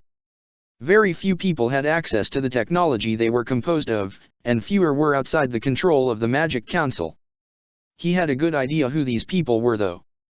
There had been rumors about Grimoire Heart getting access to top-secret information, and it seemed it was true. But what were they doing here? The timing was too much of a coincidence. They were here because Fairy Tail was here. There would be no way to get to the island otherwise. Funny. He had faith back then that nothing would have happened with Fairy Tail, and how that faith had been completely shattered despite his assurances to himself that it would not be. Just what that Fairy Tail been hiding that made Grimoire Heart go so far as to engage them in such a way. This wasn't like with Oration Cease because back then it had been a makeshift team of mages from multiple guilds. This however was declaring war while the most powerful mages Fairy Tail had to offer resided on the island. Exactly how far was Grimoire Heart willing to go when faced with all these people? In the sky he saw the airship starting to move. He couldn't let it get through the barrier. If it got through then all hell would break loose on that island, and if they couldn't get after them then they would be powerless to stop it. "Sir," called Lahar, the man pointing upwards. "What's that?" Byakuya looked away from the airship just in time to see a large man smash down onto one of the ships, smashing it in half from the impact. His hand shot to his blade as he shunpoed over towards the target, appearing right above the man. "Are you a member of Grimoire Heart?" he asked, waiting for the confirmation he already knew he had.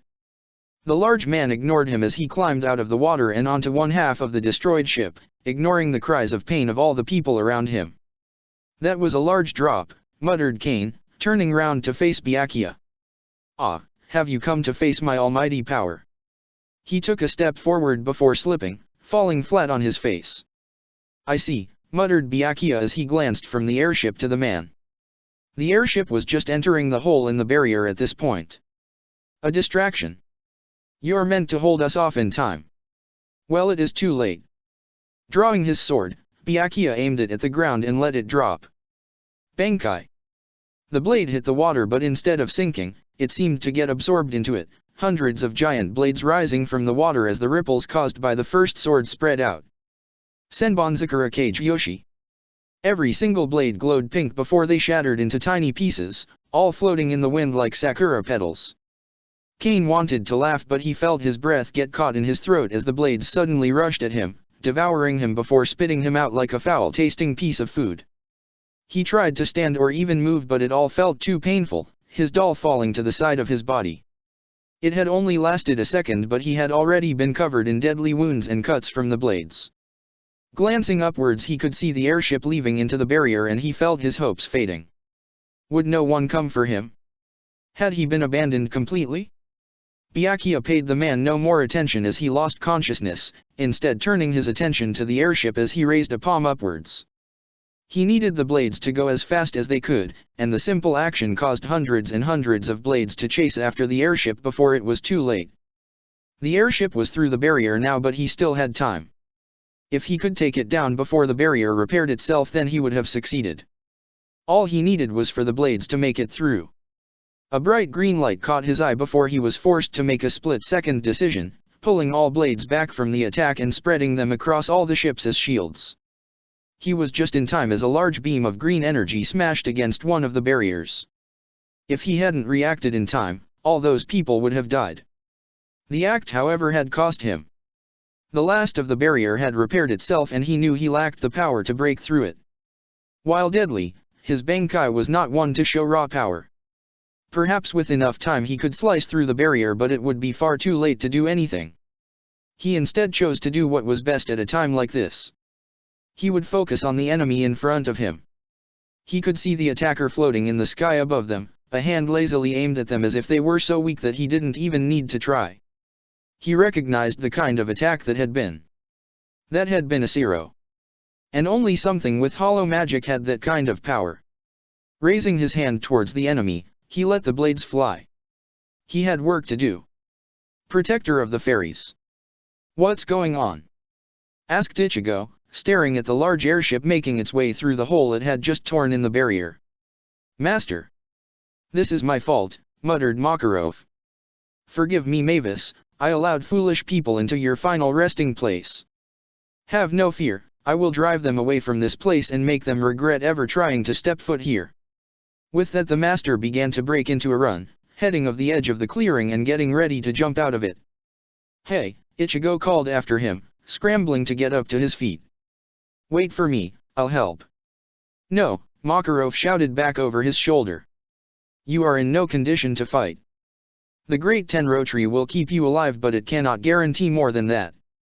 Do not push yourself further than your body can cope. Besides, the power is strongest where you are now. Stay there and you will be safe." With that the master took off, jumping up out of the clearing and speeding through the trees. His body was already shifting as he ran, growing larger and larger. With each step he became taller and, with each increase in size, each step took him further than before. He was at the edge of the island in mere moments, his size making him taller than the giant tree behind him. Even as he sank into ocean, he was still massive in size and was more than capable of reaching the airship. Hades smirked as he watched Makarov running towards them. "It seems the boy improved more than I expected." Mirti. The girl already knew what the master wanted Roger. Just as Makarov's fist was about to make contact with the ship, a large magic circle appeared to block its path. The appearance of one triggered the appearance of all the others, circling the ship in a protective sphere.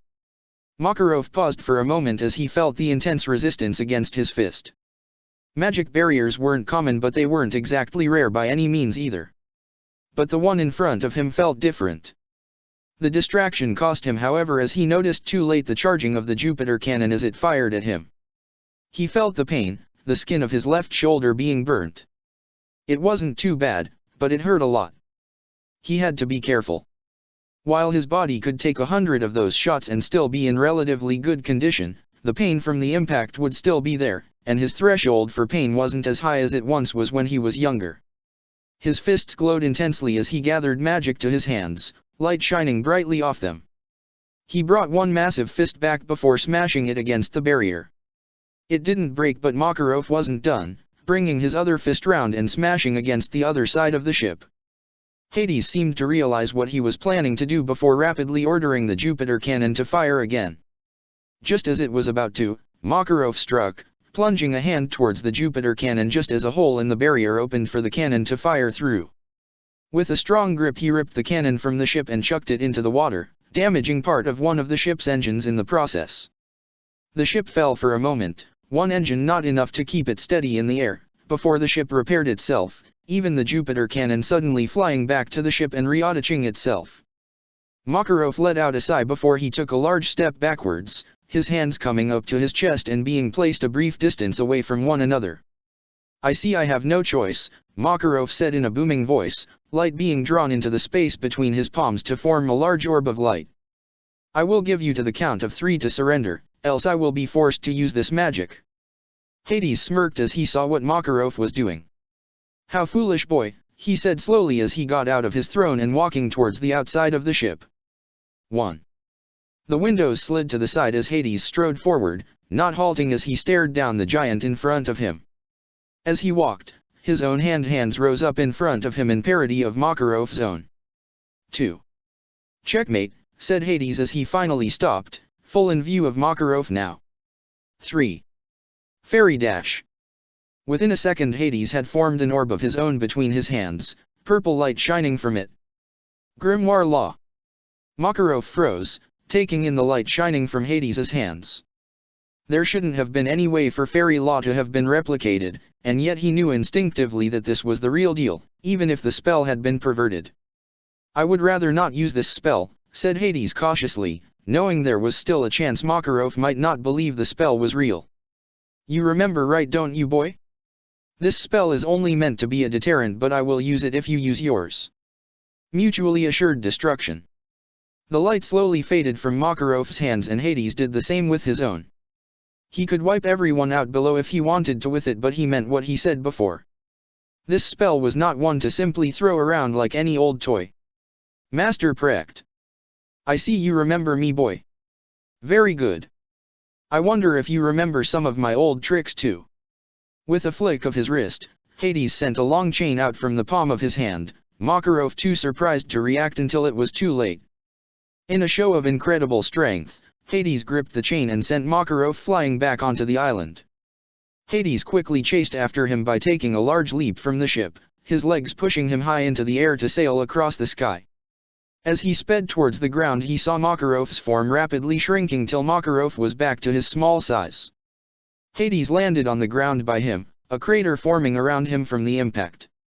He hid the smile he wanted to show as he saw Makarov not even flinch. It looked like simple intimidation tactics would be ineffective. While it made things harder, it did make him proud of the boy he nominated all those years ago. Makarov's form flashed before the coat of a wizard saint appeared around his body. So it really is you. I had hoped I might have been mistaken, but it isn't just the voice. Even with the changes to your appearance, you still look the same. How dare you? How dare I? Hades couldn't help but laugh. It is you who I should be saying that to. How dare you stand against your old master?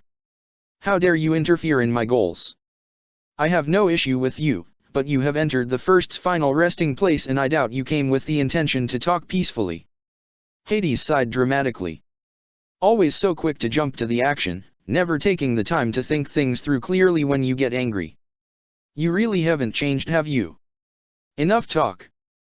The ground around Makarov broke and shattered as a dense aura of golden light surrounded him, each step he took forward making the earth shake. You are a threat, and I remove all threats to my family. Placing his hands into a triangle shape, an orb of light quickly formed before it transformed into a large beam that torn through the landscape.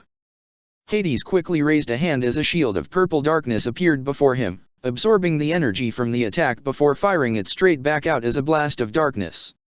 Makarov didn't even flinch at the sight of his attack being sent right back at him, instead flicking his hands to the side as a set of large magic circles appeared before him.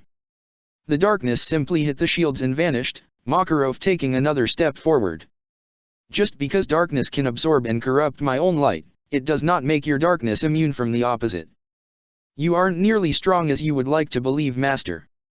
Don't push your luck, boy, said Hades as he brought a hand up in a gun motion. Makarov saw the magic spheres generating on the edge of Hades' finger just in time to dodge as the spheres were launched quickly towards him. Flipping across landscape, Makarov's arm snapped out like a whip as it extended, Hades swiftly sidestepping the strike. The hand instead grabbed a tree and used it to reel Makarov in, landing right by Hades before another shot could be fired. Makarov aimed a strong fist towards Hades but saw the smirk too late as a sudden set of purple seals appeared before his fist. It was already too late to pull back. The energy tore upwards as a pillar of purple and black energy, destroying anything unluckily enough to be caught in its path. Hades was caught off guard though as the energy fades, Makarov flying out of the energy with barely a scratch. The punch that followed sent Hades flying backwards, yet it failed to inflict any major injuries that would slow Hades down. Impressive, commented Hades. You created a shield and survived that like it was nothing. Your strength definitely isn't an exaggeration like many would think. Makarov ignored Hades' attempt at making conversation, instead swiping out with his middle fingers and index fingers placed together. Sweep away the darkness, rain of light. How rude. Hades almost danced between the blasts of light, moving towards Makarov. Will you really not even talk to me? Or have you hardened your heart so much to this task that you won't listen? I have no words for a traitor. I see. Hades brought up his hand like a gun again and fired, the shot this time being a large blast like an explosion. Makarov brought up a shield in time to take the brunt of the attack before he found himself trapped, 3 seals on each side with 2 below him, and the worst part was that they were all Amaterasu seals. Shall we see how you survive this? Formula 28 was obviously not enough to let's try Formula 100.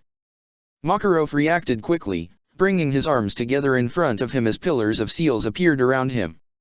Maximum defense seal. 3 pillar gods. Hades smirked. Are you sure you want to leave that spell all alone? Makarov frowned before he realized what Hades was saying. If Formula 28 could do as much damage as it had done, what could something like Formula 100 do? The amount of magic necessary for such a thing seemed impossible. Where was Hades getting this power? Then again, it wasn't impossible to have this much energy, but all his attacks seemed far stronger than they ever had all those years ago, even with him being stronger now. There was no time to waste, however. He had only seconds to act. There was only one choice. The pillars that surrounded him spread out more, capturing the Amaterasu seals themselves within its border. I won't let you harm this place. Hades smirked. And like before, you are so predictable. The spell detonated before it created a massive shockwave felt all over the island, the ground where it had detonated cracking and breaking into pieces. Even the spell Makarov had used was unable to completely contain it, the spell spiraling outwards and destroying everything within a mile or two in every direction. When the chaos finally ended, Hades was standing there completely unharmed from being caught in the blast. Makarov meanwhile was covered in burns from the raw magical power, unable to stand. The only reason he was still alive was from the effects of the great Tenro tree, and Hades knew that. Because in the end, Makarov had one weakness he no longer suffered. Old age. You were strong, Makarov, Hades said as he turned away from the fallen body of the third master. You always have been and you always will, but you are far too old to keep acting as the master of this guild. Old age had weakened you, and you are not able to beat me. Makarov glared up from his fallen position, completely unable to move. Wait. Don't. Think I'll let you leave. Each word he took was a struggle, each word causing him pain as he said it. He couldn't let Hades get away. He had to move. If his children could do this, then so could he. He had barely managed to force his body partway off the ground when he had been grabbed by the throat, Hades holding him up in the air like a rag doll. And still as stubborn as ever. I made the right choice in facing you myself. No one else would stand a chance. Hades took Makarov along with him before he reached the edge of a cliff, holding Makarov up above the waters below. This will be painful for you for a while, but please bear with it until we remove that protection all you fairy tale mages have. Then you are welcome to die freely. Makarov struggled, but it was too late, Hades releasing his grip and letting the third master fall helplessly into the waters below, unable to do anything but sink down to the bottom. Goodbye, Makarov, Hades said softly. Forgive your reckless master of his sins while I make your sacrifice for this ultimate magic world worth it. If only you could live to see it. At least most of your children should hopefully get the chance. Down below in the water, Makarov simply rested at the bottom of the sea. The water wasn't deep enough to crush him, but he could still feel like his lungs were burning, crying out for oxygen that he could not get. And he lacked the energy to do anything but lie there in agony. How sad. That he could die here, unfound by anyone. That was why Master Precht had chosen to throw him down here. So he could be forgotten about and fade away. He never got to name a new master for the guild. He never got to see his own grandson return to the guild. There was so much more he wanted to be able to do, and yet it looked now that he might not be able to ever do that. He didn't believe it was over though. There were people out there that would inherit his will. People that would stand up and fight on, even with him gone. His family would survive, he was sure on that. They would be the ones to inherit his will. And maybe even Laxus would feel it too. That would be nice. Slowly, Makarov tried to block out the pain and instead closed his eyes, pretending he was going into a deep sleep instead. When the pain finally got to be too much, he simply let it take him away into the darkness. He was so tired right now. He couldn't fight it any longer. Protector of the fairies. Laxus crouched beneath the dune of sand, glancing down at the sight below. This place was odd. So very odd. And yet he had followed the rumors out here, despite the attempts of warnings that he had gotten. It was tricky. This place was packed with hollows.